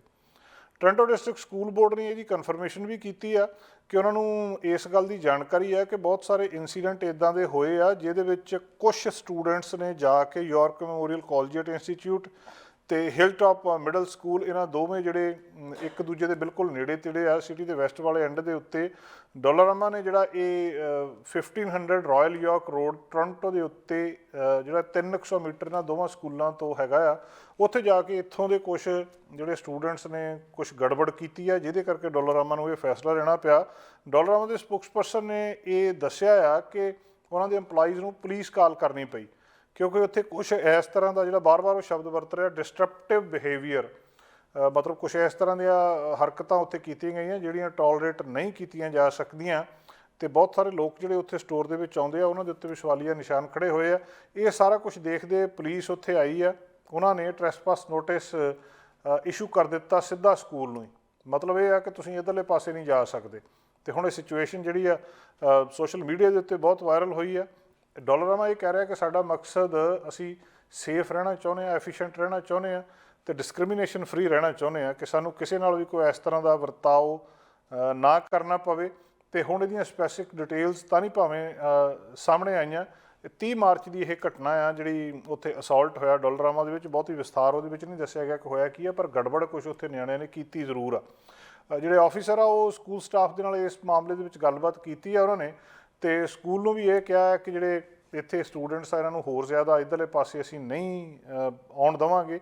ਅਸੀਂ ਚਾਰਜ ਹਾਲਾਂਕਿ ਕੋਈ ਨਹੀਂ ਇਹਦੇ ਉੱਤੇ ਲਾਇਆ ਗਿਆ। ਇੱਕ ਵੀਡੀਓ ਆਨਲਾਈਨ ਪੋਸਟ ਕੀਤੀ ਗਈ ਹੈ ਜਿਹਦੇ ਉੱਤੇ ਜਿਹੜੇ ਸਟੂਡੈਂਟਸ ਆ ਉਹ ਦਿਖ ਰਹੇ ਆ, ਤੇ ਇੱਕ recorded message public announcement system ਦੇ ਥਰੂ ਸਕੂਲ, ਇੱਦਾਂ ਲੱਗਦਾ ਵੀ ਉਹ ਸਕੂਲ ਦੇ ਜਿਹੜੇ ਅਫੀਸ਼ੀਅਲਸ ਨੇ, ਟੀਚਰ ਨੇ, ਉਹ ਉੱਥੇ ਬੱਚਿਆਂ ਨੂੰ ਇਹ ਦੱਸ ਰਹੇ ਆ ਇਸ ਬੈਨ ਬਾਰੇ, ਜਿਹਦੇ ਵਿੱਚ ਉਹ ਕਹਿ ਰਹੇ ਆ ਕਿ ਤੁਹਾਨੂੰ ਹੁਣ ਡੋਲਾਰਾਮਾ ਨੂੰ ਜਾਣ ਤੋਂ ਪੱਕਾ ਬੈਨ ਕਰ ਦਿੱਤਾ ਆ। ਤੇ ਇਹ ਜਿਹੜਾ ਟ੍ਰੈਸਪਾਸਿੰਗ ਦਾ ਨੋਟਿਸ ਆ ਇਹ ਸਾਡੇ ਕੋਲ ਸਾਰੇ ਸਟੂਡੈਂਟਸ ਦੇ ਲਈ ਜਿਹੜਾ ਆ ਗਿਆ ਆ। ਤੇ ਇਹ ਵੀ ਉਸੇ ਹੀ ਵੀਡੀਓ ਦੇ ਵਿੱਚ ਕਿਹਾ ਜਾ ਰਿਹਾ ਕਿ ਜਿਹੜੇ ਸਟੂਡੈਂਟਸ ਦਾ ਬਿਹੇਵੀਅਰ ਉੱਥੇ ਚੰਗਾ ਨਹੀਂ ਸੀ, ਉਹਨਾਂ ਨੂੰ ਬਹੁਤ-ਬਹੁਤ ਮੁਬਾਰਕਾਂ, ਤੁਸੀਂ ਹੁਣ ਸਾਰਿਆਂ ਦਾ ਜਿਹੜਾ ਉਹ ਬਰਬਾਦੀ ਕਰ ਦਿੱਤੀ ਹੈ, ਕੋਈ ਵੀ ਸਟੂਡੈਂਟ ਉੱਧਰਲੇ ਪਾਸੇ ਨਹੀਂ ਜਾ ਸਕਦਾ। ਇਸ ਖਬਰ ਦੀ ਅੱਜ ਕਾਫੀ ਟੋਰਾਂਟੋ ਦੇ ਵਿੱਚ, ਓਨਟਾਰੀਓ ਦੇ ਵਿੱਚ ਹੀ ਨਹੀਂ, ਪੂਰੇ ਕੈਨੇਡਾ ਦੇ ਵਿੱਚ ਕਾਫੀ ਚਰਚਾ ਰਹੀ ਹੈ ਕਿ ਡੋਲਾਰਾਮਾ ਸਟੋਰ 1-2 ਪੂਰੇ ਸਕੂਲ ਬਾਡੀਜ਼ ਨੂੰ ਬੰਦ ਕਰ ਦਿੰਦਾ ਆ। ਈਸਟਰ ਦੇ ਨੇੜੇ ਤੇੜੇ ਚਾਕਲੇਟਸ ਜਿਹੜੇ ਬਹੁਤ ਜ਼ਿਆਦਾ ਬੱਚੇ ਖਰੀਦਦੇ ਆ, ਜਿੱਦਾਂ ਦੇ ਸਾਡੇ ਰਵਾਇਤਾਂ ਨੇ ਉਸ ਤਰੀਕੇ ਦੇ ਨਾਲ ਇੱਕ ਕਿੰਡਰ ਚਾਕਲੇਟ ਬਹੁਤ ਮਸ਼ਹੂਰ ਆ, ਉਹਨਾਂ ਦਾ ਕਿੰਡਰ ਜੋਏ ਬੱਚੇ ਬਹੁਤ ਸ਼ੌਕ ਦੇ ਨਾਲ ਲੈਂਦੇ ਆ। ਉਹ ਕਿੰਡਰ ਪ੍ਰੋਡਕਟਸ ਜਿਹੜੇ ਰੀਕਾਲ ਕੀਤੇ ਗਏ ਆ ਸਾਰੇ ਕੈਨੇਡਾ ਦੇ ਵਿੱਚ, ਕਿਹਾ ਜਾ ਰਿਹਾ ਕਿ ਸਾਲਮੋਨੈਲਾ ਇਹਦੇ ਵਿੱਚ ਰਲੀ ਹੋ ਸਕਦੀ ਆ। ਹੁਣ ਉਹਦੇ ਉੱਤੇ ਲਿਖਿਆ ਨਹੀਂ, ਪਰ ਇਹਦੀ ਕੰਟੈਮੀਨੇਸ਼ਨ ਇਸ ਕਿੰਡਰ ਚਾਕਲੇਟਸ ਦੇ ਵਿੱਚ ਜਿਹੜੀ ਆ ਹੋਣ ਦੀ ਸੰਭਾਵਨਾ ਕਰਕੇ ਉਹਨਾਂ ਨੇ ਰੀਕਾਲ ਕਰ ਲਏ ਵੀ ਜਿੱਥੇ ਕਿਤੇ ਵੀ ਹੈਗੇ ਆ ਇਹ ਵਾਪਸ ਦੇ ਦਿਓ। ਫਰੈਰੋ ਕੈਨੇਡਾ ਲਿਮਟਿਡ ਜਿਹੜੀ ਚਾਕਲੇਟ ਬਣਾਉਣ ਵਾਲੀ ਇਹ ਕੰਪਨੀ ਆ ਇਸ ਕਿੰਡਰ ਐਗ ਪ੍ਰੋਡਕਟਸ ਦੇ, ਉਹਨਾਂ ਨੇ ਇੱਕ ਰੀਕਾਲ ਨੋਟਿਸ ਇਹ ਇਸ਼ੂ ਕੀਤਾ ਆ। ਇੱਕ ਜਿਹੜੇ ਚਾਕਲੇਟ ਸੀਗੇ ਜਿਹੜੇ ਈਸਟਰ ਥੀਮ ਦੇ ਉੱਤੇ ਬਣੇ ਸੀ, ਬੁੱਧਵਾਰ ਨੂੰ ਕੱਲ੍ਹ ਇਹ ਨੋਟਿਸ ਆਇਆ ਆ ਕਿ ਫੈਡਰਲ ਗੌਰਮੈਂਟ ਦੀ ਵੈਬਸਾਈਟ ਦੇ ਉੱਤੇ ਇਹ ਅੰਕੜੇ ਪਾਏ ਗਏ ਆ ਕਿ ਆਹ ਚਾਕਲੇਟ ਜਿਹੜੇ ਵਾਪਸ ਕੀਤੇ ਜਾਣ ਜਾਂ ਇਹਨਾਂ ਨੂੰ ਨਾ ਖਾਧਾ ਜਾਵੇ। ਸਟੋਰਾਂ ਦੇ ਉੱਤੋਂ ਵੀ ਉਹਨਾਂ ਨੂੰ ਚੱਕ ਲਿਆ ਗਿਆ। ਜਿਹੜੇ ਅਫੈਕਟਡ ਪ੍ਰੋਡਕਟਸ ਨੇ ਇਹਨੂੰ ਜੇ ਤੁਸੀਂ ਵੀ ਯੂਜ਼ ਕੀਤੇ ਆ ਜਾਂ ਬੱਚੇ ਲੈ ਕੇ ਆਏ ਆ ਤਾਂ ਇਹਦੇ ਬਾਰੇ ਖਿਆਲ ਰੱਖਿਆ ਜਾਵੇ, ਜਿਹਦੇ 'ਚ ਕਿੰਡਰ ਮਿਨੀ ਐਗਸ, ਇਸੇ ਤਰ੍ਹਾਂ ਹੀ Kinder mix egg hunt kit, Kinder max 7 Easter treats, 3 kinds of Kinder surprises, happy moments Kinder confections assortment ਤੇ ਕਿੰਡਰ ਸਕੂਕੋ ਬੌਨਸ। ਇਹਨਾਂ ਨੂੰ ਜੇ ਇਹ ਲਿਆਂਦੇ ਆ, ਇਹਨਾਂ ਨੂੰ ਵਰਤੋ ਨਾ, ਤੇ ਜੇ ਇਹਨਾਂ ਨੂੰ ਅੱਗੇ ਤੋਂ ਇਹਨੂੰ ਨਾ ਖਰੀਦੋ। ਵੈਸੇ ਸਰਕਾਰ ਨੇ ਇਹ ਰੀਕਾਲ ਕਰ ਲਿਆ, ਇਹ ਵਾਪਸ ਚਲੇ ਜਾਣੇ ਆ। ਪੂਰੀ ਦੀ ਪੂਰੀ ਪ੍ਰੋਡਕਟ ਦੀ ਜਿਹੜੀ ਲਿਸਟ ਆ ਉਹ ਵੀ ਕਿੰਨਾ ਉਹਦਾ ਸਾਈਜ਼ ਆ, ਕਿੰਨੀ ਡੇਟ ਆ, ਇਹ ਸਾਰਾ ਕੁਝ ਜਿਹੜੀ ਕੈਨੇਡਾ ਸਰਕਾਰ ਦੀ ਵੈਬਸਾਈਟ ਆ ਉਹਦੇ ਉੱਤੇ ਦੇਖੀ ਜਾ ਸਕਦੀ ਆ। ਇਸ ਰੀਕਾਲ ਦੇ ਅਨੁਸਾਰ ਦੱਸਿਆ ਜਾ ਰਿਹਾ ਕਿ ਪ੍ਰੋਡਕਟਸ ਜਿਹੜੇ ਇਫੈਕਟ ਹੋਇਆ ਆ ਇਹਨਾਂ ਨੂੰ ਦੁਬਾਰਾ ਵਾਪਸ ਸੱਦਿਆ ਜਾ ਰਿਹਾ ਹੈ, ਤੇ ਬਹੁਤ ਸਾਰੇ ਸ਼ਾਰਟ ਟਰਮ ਸਿੰਪਟਮਸ ਇਹਦੇ ਸਾਲਮੋਨੈਲਾ ਦੇ ਹੁੰਦੇ ਆ, ਜਿਹੜਾ ਖਾਣ ਦੇ ਨਾਲ ਬੁਖਾਰ ਹੋ ਸਕਦਾ, ਸਿਰ ਦਰਦ ਹੋ ਸਕਦਾ, ਉਲਟੀਆਂ ਆ ਸਕਦੀਆਂ, ਨੌਜ਼ੀਆ ਹੋ ਸਕਦਾ, ਜਿਹੜੇ ਢਿੱਡ 'ਚ ਦਰਦ ਹੋ ਸਕਦਾ, ਇਸੇ ਤਰ੍ਹਾਂ ਡਾਇਰੀਆ ਹੋ ਸਕਦਾ। ਸਾਲਮੋਨੈਲਾ ਲੌਂਗ ਟਰਮ ਇਹਦੇ ਜਿਹੜੇ ਕੁਛ ਇਸ਼ੂਜ਼ ਵੀ ਬੱਚਿਆਂ ਦੇ ਵਿੱਚ ਜਾਂ ਜਿਹੜੀਆਂ ਪ੍ਰੈਗਨੈਂਟ ਲੇਡੀਜ਼ ਨੇ ਉਹਨਾਂ ਦੇ ਵਿੱਚ ਜਾਂ ਬਜ਼ੁਰਗਾਂ ਦੇ ਵਿੱਚ ਜਾਂ ਜੇ ਉਹ ਲੋਕ ਜਿਨ੍ਹਾਂ ਦਾ ਇਮਿਊਨ ਸਿਸਟਮ ਕਮਜ਼ੋਰ ਹੁੰਦਾ ਹੈ ਉਹਨਾਂ ਦੇ ਵਿੱਚ ਇਹ ਅਸਰ ਜ਼ਿਆਦਾ ਦੇਖਣ ਨੂੰ ਮਿਲ ਸਕਦਾ ਆ। ਅਤੇ ਜੇ ਕਿਸੇ ਨੇ ਹੁਣ ਬਾਈ ਚਾਂਸ ਖਰੀਦ ਹੀ ਲਿਆ ਅਤੇ ਖਰੀਦਣ ਤੋਂ ਬਾਅਦ ਖਾ ਹੀ ਲਿਆ ਅਤੇ ਸਿੰਪਟਮ ਹੈਗੇ ਆ, ਅਤੇ ਉਹ ਕੁਦਰਤੀ ਤੌਰ 'ਤੇ ਕਿਸੇ ਵੀ ਮੈਡੀਕਲ ਪ੍ਰੋਫੈਸ਼ਨਲ ਨੂੰ ਇਸ ਮਾਮਲੇ ਦੇ ਵਿੱਚ ਮਿਲਣ। ਰੂਸ ਯੂਕਰੇਨ ਯੁੱਧ ਆਪਾਂ ਰੋਜ਼ ਹੀ ਗੱਲਬਾਤ ਕਰਦੇ ਹਾਂ, ਪੱਕੀ ਖਬਰ ਹੀ ਪੂਰੀ ਦੁਨੀਆ ਦੇ ਵਿੱਚ ਅਖਬਾਰਾਂ ਜਿਹੜੀਆਂ ਨੇ ਉਹਨਾਂ ਦੇ ਵਿੱਚੋਂ ਅੱਜ ਜਦੋਂ ਕਿ 43ਵਾਂ ਦਿਨ ਹੋ ਚੁੱਕਿਆ, ਤੁਸੀਂ ਜਿਹੜੀਆਂ ਮੇਨ ਅਖਬਾਰਾਂ ਚੱਕ ਕੇ ਦੇਖ ਲਓ, ਉਹਨਾਂ ਦਾ 20-25% ਹਿੱਸਾ ਰੂਸ ਯੂਕਰੇਨ ਯੁੱਧ ਜਾਂ ਇਹਦੇ ਨਾਲ ਸੰਬੰਧਿਤ ਜੋ ਕੁਝ ਹੋ ਰਿਹਾ ਉਹਦੇ ਨਾਲ ਭਰਿਆ ਹੁੰਦਾ। ਸੰਯੁਕਤ ਰਾਸ਼ਟਰ ਨੇ ਜਿਹੜੀ ਵੋਟਿੰਗ ਦੇ ਮਾਮਲੇ ਦੇ ਵਿੱਚ ਜਿਹੜਾ UNHRC ਆ ਉਹਦੇ ਤੋਂ ਰੂਸ ਨੂੰ ਬਾਹਰ ਕਰ ਦਿੱਤਾ। ਵੋਟਿੰਗ ਦੇ ਦੌਰਾਨ ਰੂਸ ਦੇ ਖਿਲਾਫ 93 ਅਤੇ ਹੱਕ ਦੇ ਵਿੱਚ 24 ਵੋਟਾਂ ਪਈਆਂ। ਬਹੁਤ ਸਾਰੇ ਦੇਸ਼ ਜਿਹੜੇ ਆ ਉਹ ਜਿਨ੍ਹਾਂ ਦੇ ਵਿੱਚ ਇੰਡੀਆ ਵੀ ਆ ਉਹ ਇਹ ਸਾਰੇ ਵੋਟਿੰਗ ਦੇ ਤੋਂ ਬਾਹਰ ਰਹੇ ਆ। ਬੂਚਾ ਅਟੈਕ ਤੋਂ ਬਾਅਦ UN ਜਨਰਲ ਅਸੈਂਬਲੀ ਦੀ ਜਿਹੜੀ ਮੀਟਿੰਗ ਹੋਈ ਸੀ ਉਹਦੇ ਵਿੱਚ ਰੂਸ ਨੂੰ UNHRC ਤੋਂ ਬਾਹਰ ਕਰਨ ਦੇ ਲਈ ਵੋਟਿੰਗ ਕੀਤੀ ਗਈ ਸੀ। ਇਹਦੇ ਵਿੱਚ ਕੁੱਲ 47 ਦੇ ਜਿਹੜੇ ਸ਼ਾਮਲ ਸੀਗੇ। ਹੁਣ ਇਸ ਮਾਮਲੇ ਦੇ ਵਿੱਚ ਵੱਡਾ ਫੈਸਲਾ ਜਿਹੜਾ ਰੂਸ ਦੇ ਖਿਲਾਫ ਲਿਆ ਗਿਆ ਆ। G7 ਨੇ ਵੀ ਬਿਆਨ ਜਾਰੀ ਕਰਕੇ ਰੂਸ ਨੂੰ ਇਸ ਤੋਂ ਬਾਹਰ ਕੱਢਣ ਦਾ ਦੱਸਿਆ ਸੀ ਵੀ ਇਹ ਵੇਲਾ ਆ ਗਿਆ ਆ। ਅਮਰੀਕਾ ਸਹਿਤ ਨੈਟੋ ਦੇਸ਼ਾਂ ਨੇ ਇਹਦੀ ਤਿਆਰੀ ਸ਼ੁਰੂ ਕਰ ਦਿੱਤੀ ਸੀ। ਉੱਧਰ ਰੂਸੀ ਸੈਨਾ ਜਿਹੜੀ ਆ ਉਹ ਖਾਰਕੀਵ ਦੇ ਪਿਛਲੇ 24 ਘੰਟਿਆਂ ਦੇ ਵਿੱਚ 48 ਵਾਰ ਗੋਲੀਬਾਰੀ ਕਰ ਚੁੱਕੀ ਆ। ਦ ਕੀਵ ਇੰਡੀਪੈਂਡੈਂਟ ਜਿਹੜਾ ਨਿਊਜ਼ ਏਜੰਸੀ ਆ ਉਹਦੇ ਮੁਤਾਬਕ ਸ਼ਹਿਰ ਦੇ ਵਲਾਕੀਆ ਖੇਤਰ ਦੇ ਵਿੱਚ ਹਮਲਿਆਂ ਨਾਲ 3 ਲੋਕਾਂ ਦੀ ਮੌਤ ਹੋਈ ਆ, ਤੇ ਯੂਕਰੇਨ ਦੇ ਬੂਚਾ ਦੇ ਵਿੱਚ ਰੂਸੀ ਅਟੈਕ ਨਾਲ ਵੱਡੀ ਸੰਖਿਆ ਦੇ ਵਿੱਚ ਨਾਗਰਿਕਾਂ ਦੇ ਮਾਰੇ ਜਾਣ ਦੀ ਖਬਰ ਤੋਂ ਬਾਅਦ ਅਮਰੀਕਾ ਨੇ ਰੂਸ ਦੇ ਰਾਸ਼ਟਰਪਤੀ ਵਲਾਦੀਮੀਰ ਪੁਤਿਨ ਦੀਆਂ 2 ਬੇਟੀਆਂ ਦੇ ਉੱਤੇ ਬੈਨ ਲਾਉਣ ਦਾ ਐਲਾਨ ਕਰ ਦਿੱਤਾ। ਰੂਸ ਨੂੰ ਹਰ ਪਾਸਿਓਂ ਘੇਰਿਆ ਜਾ ਰਿਹਾ। ਇੱਕ ਪਾਸੇ ਤੇ ਹਥਿਆਰ ਦਿੱਤੇ ਜਾ ਰਹੇ, ਜਿੱਦਾਂ ਕੱਲ੍ਹ ਆਪਾਂ ਗੱਲਬਾਤ ਕੀਤੀ ਸੀ ਕਿ ਅਮਰੀਕਾ ਹੋਰ ਅਸਿਸਟੈਂਸ ਦੇ ਰਿਹਾ ਯੂਕਰੇਨ ਨੂੰ। ਦੂਜੇ ਪਾਸੇ ਰੂਸ ਦੇ ਉੱਤੇ ਸੈਂਕਸ਼ਨਸ ਲਾਈਆਂ ਜਾ ਰਹੀਆਂ, ਪਾਬੰਦੀਆਂ ਲਾਈਆਂ ਜਾ ਰਹੀਆਂ, ਆਰਥਿਕ ਪਾਬੰਦੀਆਂ ਲਾਈਆਂ ਜਾ ਰਹੀਆਂ ਕਿ ਦੁਨੀਆ ਦਾ ਕੋਈ ਵੀ ਦੇਸ਼ ਇਹਨਾਂ ਦੇ ਨਾਲ ਲੈਣ ਦੇਣ ਨਾ ਕਰੋ। ਅਤੇ ਦੂਜਾ ਜਿਹੜਾ ਰੂਸ ਦੇ ਲੋਕ ਆ ਜਾਂ ਉੱਥੋਂ ਦੇ ਕੁਝ ਬਹੁਤ ਅਮੀਰ ਲੋਕ ਆ ਉਹਨਾਂ ਨਾਲ ਵੀ ਬਾਕੀ ਦੁਨੀਆ ਲੈਣ ਦੇਣ ਨਾ ਕਰੇ। ਇਸੇ ਮਾਮਲੇ ਤਹਿਤ ਵਲਾਦੀਮੀਰ ਪੁਤਿਨ ਦੀਆਂ 2 ਬੇਟੀਆਂ ਉਹਨਾਂ ਦੇ ਉੱਤੇ ਬੈਨ ਲਾ ਦਿੱਤਾ ਗਿਆ ਹੈ। ਦੱਸਦੇ ਆ ਕਿ ਕਾਫੀ ਪਾਵਰਫੁਲ ਨੇ ਇਹ ਵੀ। ਵਲਾਦੀਮੀਰ ਪੁਤਿਨ ਦੀ ਵੱਡੀ ਬੇਟੀ ਡਾਕਟਰ ਮਾਰੀਆ ਵਿਰਿੰਤਸੋਵਾ ਵਰਤਮਾਨ ਜਿਹੜੀ ਹੈਗੀ ਆ ਉਹ ਇੱਕ ਕਾਫੀ ਅਮੀਰ ਦੱਸੀ ਜਾ ਰਹੀ ਆ ਅਤੇ ਰਾਸ਼ਟਰਪਤੀ ਭਵਨ ਦੇ ਵਿੱਚ ਕੰਮ ਕਰਦੀ ਆ। ਅਧਿਕਾਰਤ ਤੌਰ ਦੇ ਉੱਤੇ ਰੂਸ ਦੇ ਇਸ ਜਿਹੜਾ national medical research centre for endocrinology department ਦੇ ਵਿੱਚ ਪ੍ਰਮੁੱਖ ਰਿਸਰਚਰ ਦੱਸੀ ਜਾਂਦੀ ਹੈ। 36 ਸਾਲ ਇਹਦੀ ਉਮਰ ਆ। ਪਿਛਲੇ ਮਹੀਨੇ ਕਹਿੰਦੀ ਉਹਦਾ ਡਾਈਵੋਰਸ ਹੋਇਆ ਸੀ, ਅਤੇ ਜਦੋਂ ਜਿਹੜੀ ਰੂਸੀ ਕਰੋਨਾ ਵੈਕਸੀਨ ਲਵਾਉਣ ਤੋਂ ਲੈ ਕੇ ਵੀ ਉਹ ਕਾਫੀ ਸੁਰਖੀਆਂ ਦੇ ਵਿੱਚ ਆਈ ਸੀ। ਹਾਲਾਂਕਿ ਬਹੁਤੀ ਡਿਟੇਲ ਵਲਾਦੀਮੀਰ ਪੁਤਿਨ ਦੇ ਪਰਿਵਾਰ ਬਾਰੇ ਉਹਨਾਂ ਨੇ ਕਦੇ ਵੀ ਸਾਂਝੀ ਨਹੀਂ ਕੀਤੀ ਕਿ ਕੀ ਮਾਮਲਾ ਆ, ਕੀ ਉਹਨਾਂ ਦਾ ਪਰਿਵਾਰ ਆ। ਜਿਹੜਾ ਮਾਸਕੋ ਸਟੇਟ ਯੂਨੀਵਰਸਿਟੀ ਵਿੱਚੋਂ ਮੈਡੀਸਨ ਦੀ ਪੜ੍ਹਾਈ ਕੀਤੀ ਹੈ, ਦੱਸਦੇ ਇਹਨਾਂ ਦੀ ਇਸ ਬੇਟੀ ਨੇ ਰੂਸ ਦੇ ਜਿਹੜਾ ਜੈਨੇਟਿਕ ਰਿਸਰਚ ਪ੍ਰੋਗਰਾਮ ਆ ਉਹਨੂੰ ਵੀ ਲੀਡ ਕਰਦੇ ਆ। ਇਸੇ ਤਰ੍ਹਾਂ ਰੂਸੀ ਸਰਕਾਰ ਜਿਹਦੇ ਉੱਤੇ ਬਹੁਤ ਬਿਲੀਅਨਸ ਡਾਲਰ ਜਿਹੜਾ ਉੱਥੇ ਖਰਚ ਕਰਦੀ ਆ। ਔਰ ਇਹ ਵੀ ਆ ਕਿ ਮਾਰੀਆ ਸਿੱਧੀ ਆਪਣੀ ਰਿਪੋਰਟ ਉੱਥੋਂ ਦੇ ਰਾਸ਼ਟਰਪਤੀ ਵਲਾਦੀਮੀਰ ਪੁਤਿਨ ਨੂੰ ਦਿੰਦੀ ਆ। ਇਸੇ ਤਰ੍ਹਾਂ ਵਲਾਦੀਮੀਰ ਪੁਤਿਨ ਦੀ ਜਿਹੜੀ ਛੋਟੀ ਬੇਟੀ ਆ ਉਹਨੂੰ ਕੈਤਰੀਨਾ ਲਿਖੋਨੋਵਾ ਦੱਸਦੇ ਆ।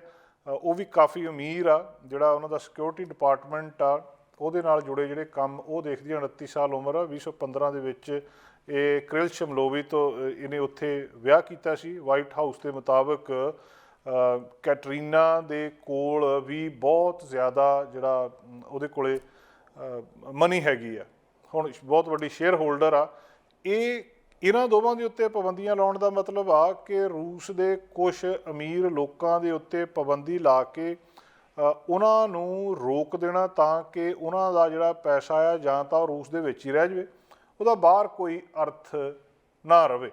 ਸੋ ਹੁਣ ਉਹਨਾਂ ਦੇ ਪਰਿਵਾਰ ਦੇ ਸੰਬੰਧੀ ਵੀ ਬਹੁਤ ਸਾਰੀਆਂ ਗੱਲਾਂ ਬਾਤਾਂ ਸਾਹਮਣੇ ਆ ਰਹੀਆਂ ਕਿ ਜਿਹੜੀਆਂ ਇਹ ਵਲਾਦੀਮੀਰ ਪੁਤਿਨ ਦੀ ਪਹਿਲੀ ਪਤਨੀ ਸੀ, ਉਹਦੇ ਤੋਂ ਇਹ 2 ਬੇਟੀਆਂ ਆ। 1983 ਦੇ ਵਿੱਚ ਲਿਊਡਮਿਲਾ ਦੇ ਨਾਲ ਵਿਆਹ ਹੋਇਆ ਸੀ। ਮਾਰੀਆ ਤੇ ਕੈਤਰੀਨਾ ਦੋਨੋਂ ਪੁਤਿਨ ਦੀਆਂ ਜਿਹੜੀਆਂ ਉਹਨਾਂ ਦੀ ਸੰਤਾਨ ਆ, ਤੇ ਪੁਤਿਨ ਤੇ ਲਿਊਡਮਿਲਾ ਦੇ ਵਿਚਕਾਰ, ਦੋਵਾਂ ਦੇ ਵਿਚਕਾਰ, ਪਤੀ ਪਤਨੀ ਦੇ ਵਿਚਕਾਰ 2013 ਦੇ ਵਿੱਚ ਡਾਈਵੋਰਸ ਹੋ ਗਿਆ ਸੀ ਤੇ ਇਹਦੇ ਤੋਂ ਬਾਅਦ ਵਲਾਦੀਮੀਰ ਪੁਤਿਨ ਨੇ ਵਿਆਹ ਨਹੀਂ ਕਰਵਾਇਆ।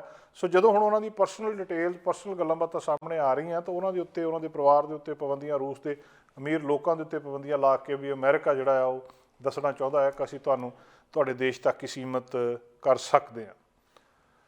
ਥੋੜ੍ਹੇ ਦਿਨ ਪਹਿਲਾਂ ਅਸੀਂ ਖਬਰ ਤੁਹਾਡੇ ਨਾਲ ਸਾਂਝੀ ਕੀਤੀ ਸੀ ਕਿ ਸ਼ੰਘਾਈ ਦੇ ਵਿੱਚ ਲੋਕਡਾਊਨ ਲੱਗਿਆ 2 ਹਫ਼ਤੇ ਦਾ। ਲੋਕਡਾਊਨ ਦੇ ਵਿੱਚ ਉਹਨਾਂ ਨੇ ਮਾਸ ਟੈਸਟਿੰਗ ਕੀਤੀ ਜਾ ਰਹੀ ਹੈ, ਇੱਕ ਪਾਸਿਓਂ ਸ਼ੁਰੂ ਕਰਕੇ 24-25 ਮਿਲੀਅਨ ਲੋਕਾਂ ਨੂੰ ਟੈਸਟ ਕਰਨਾ, ਤੇ ਜਿਨ੍ਹਾਂ ਦੇ ਕੋਲੇ ਸਿੰਪਟਮ ਆ ਜਾਂ ਸਿੰਪਟਮ ਨਹੀਂ ਆ, ਜਿਹੜੇ ਕਰੋਨਾ ਪੋਜ਼ੀਟਿਵ ਆਈ ਜਾਂਦੇ, ਉਹਨਾਂ ਨੂੰ ਪਾਸਿਓਂ ਆਈਸੋਲੇਟ ਕਰੀ ਜਾਂਦੇ ਆ। ਸ਼ੰਘਾਈ ਉੱਥੋਂ ਦੀ ਜਿਹੜੀ ਫਾਈਨੈਂਸ਼ੀਅਲ ਕੈਪੀਟਲ ਵੀ ਕਹਿੰਦੇ ਆ ਉਹਨੂੰ, ਸਾਰਾ ਕਾਰੋਬਾਰ ਚੀਨ ਦਾ ਉੱਥੇ ਹੁੰਦਾ, ਤੇ ਇਕੱਲਾ ਚੀਨ ਦਾ ਕਾਰੋਬਾਰ ਨਹੀਂ ਹੁੰਦਾ, ਦੁਨੀਆ ਦਾ ਬਹੁਤ ਸਾਰਾ ਕਾਰੋਬਾਰ ਉੱਥੇ ਹੁੰਦਾ। ਵੱਡੀਆਂ ਵੱਡੀਆਂ ਕਾਰਾਂ ਬਣਾਉਣ ਵਾਲੀਆਂ ਕੰਪਨੀਆਂ ਉੱਥੇ ਆ। ਹੁਣ ਜੇ ਸਾਰੇ ਸ਼ਹਿਰ ਦੇ ਵਿੱਚ ਹੀ ਲੋਕਡਾਊਨ ਲੱਗ ਗਿਆ ਤਾਂ ਉਹ ਕੁਦਰਤੀ ਤੌਰ ਦੇ ਉੱਤੇ ਉਹ ਵੀ ਕੰਮਕਾਰ ਬੰਦ ਹੋ ਗਿਆ। ਉਹਦਾ ਅਸਰ ਬਹੁਤ ਵੱਡਾ ਉਹਨਾਂ ਥਾਵਾਂ ਦੇ ਉੱਤੇ ਪੈ ਰਿਹਾ। ਤੇ ਹੁਣ ਅੱਜ ਜਿਹੜੀ ਖਬਰ ਇਹ ਆ ਰਹੀ ਆ ਕਿ ਸਿਚੁਏਸ਼ਨ ਇਹ ਬਣੀ ਆ ਕਿ ਉੱਥੇ ਫੂਡ ਦੀ ਸ਼ਾਰਟੇਜ ਆਉਣੀ ਸ਼ੁਰੂ ਹੋ ਗਈ। ਫੂਡ ਸਪਲਾਈਜ਼ ਉੱਥੇ ਨਹੀਂ ਆ ਰਹੀ। ਐਂਟੀ ਕਰੋਨਾ ਵਾਇਰਸ ਕੰਟਰੋਲ ਉੱਥੇ ਹੋਣ ਕਰਕੇ 25 ਮਿਲੀਅਨ ਲੋਕਾਂ ਨੂੰ ਘਰਾਂ ਦੇ ਵਿੱਚ ਤਾੜ ਦਿੱਤਾ ਗਿਆ। ਜਿਹੜੀ ਫਰਸਟ੍ਰੇਸ਼ਨ ਆ ਲੋਕਾਂ ਦੇ ਵਿੱਚ ਕਾਫੀ ਜ਼ਿਆਦਾ ਹੋ ਰਹੀ ਆ। ਚੀਨ ਦੇ ਵਿੱਚ ਇਹ ਬਿਜ਼ਨਸ ਕੈਪੀਟਲ ਦੇ ਵਿੱਚ ਰਹਿਣ ਵਾਲੇ ਲੋਕ ਆਨਲਾਈਨ ਜਿਹੜੇ ਗਰੋਸਰਸ ਨੇ ਉਹ ਸਾਰਾ ਕੁਝ ਸੋਲਡ ਆਊਟ ਹੋ ਚੁੱਕੇ ਆ।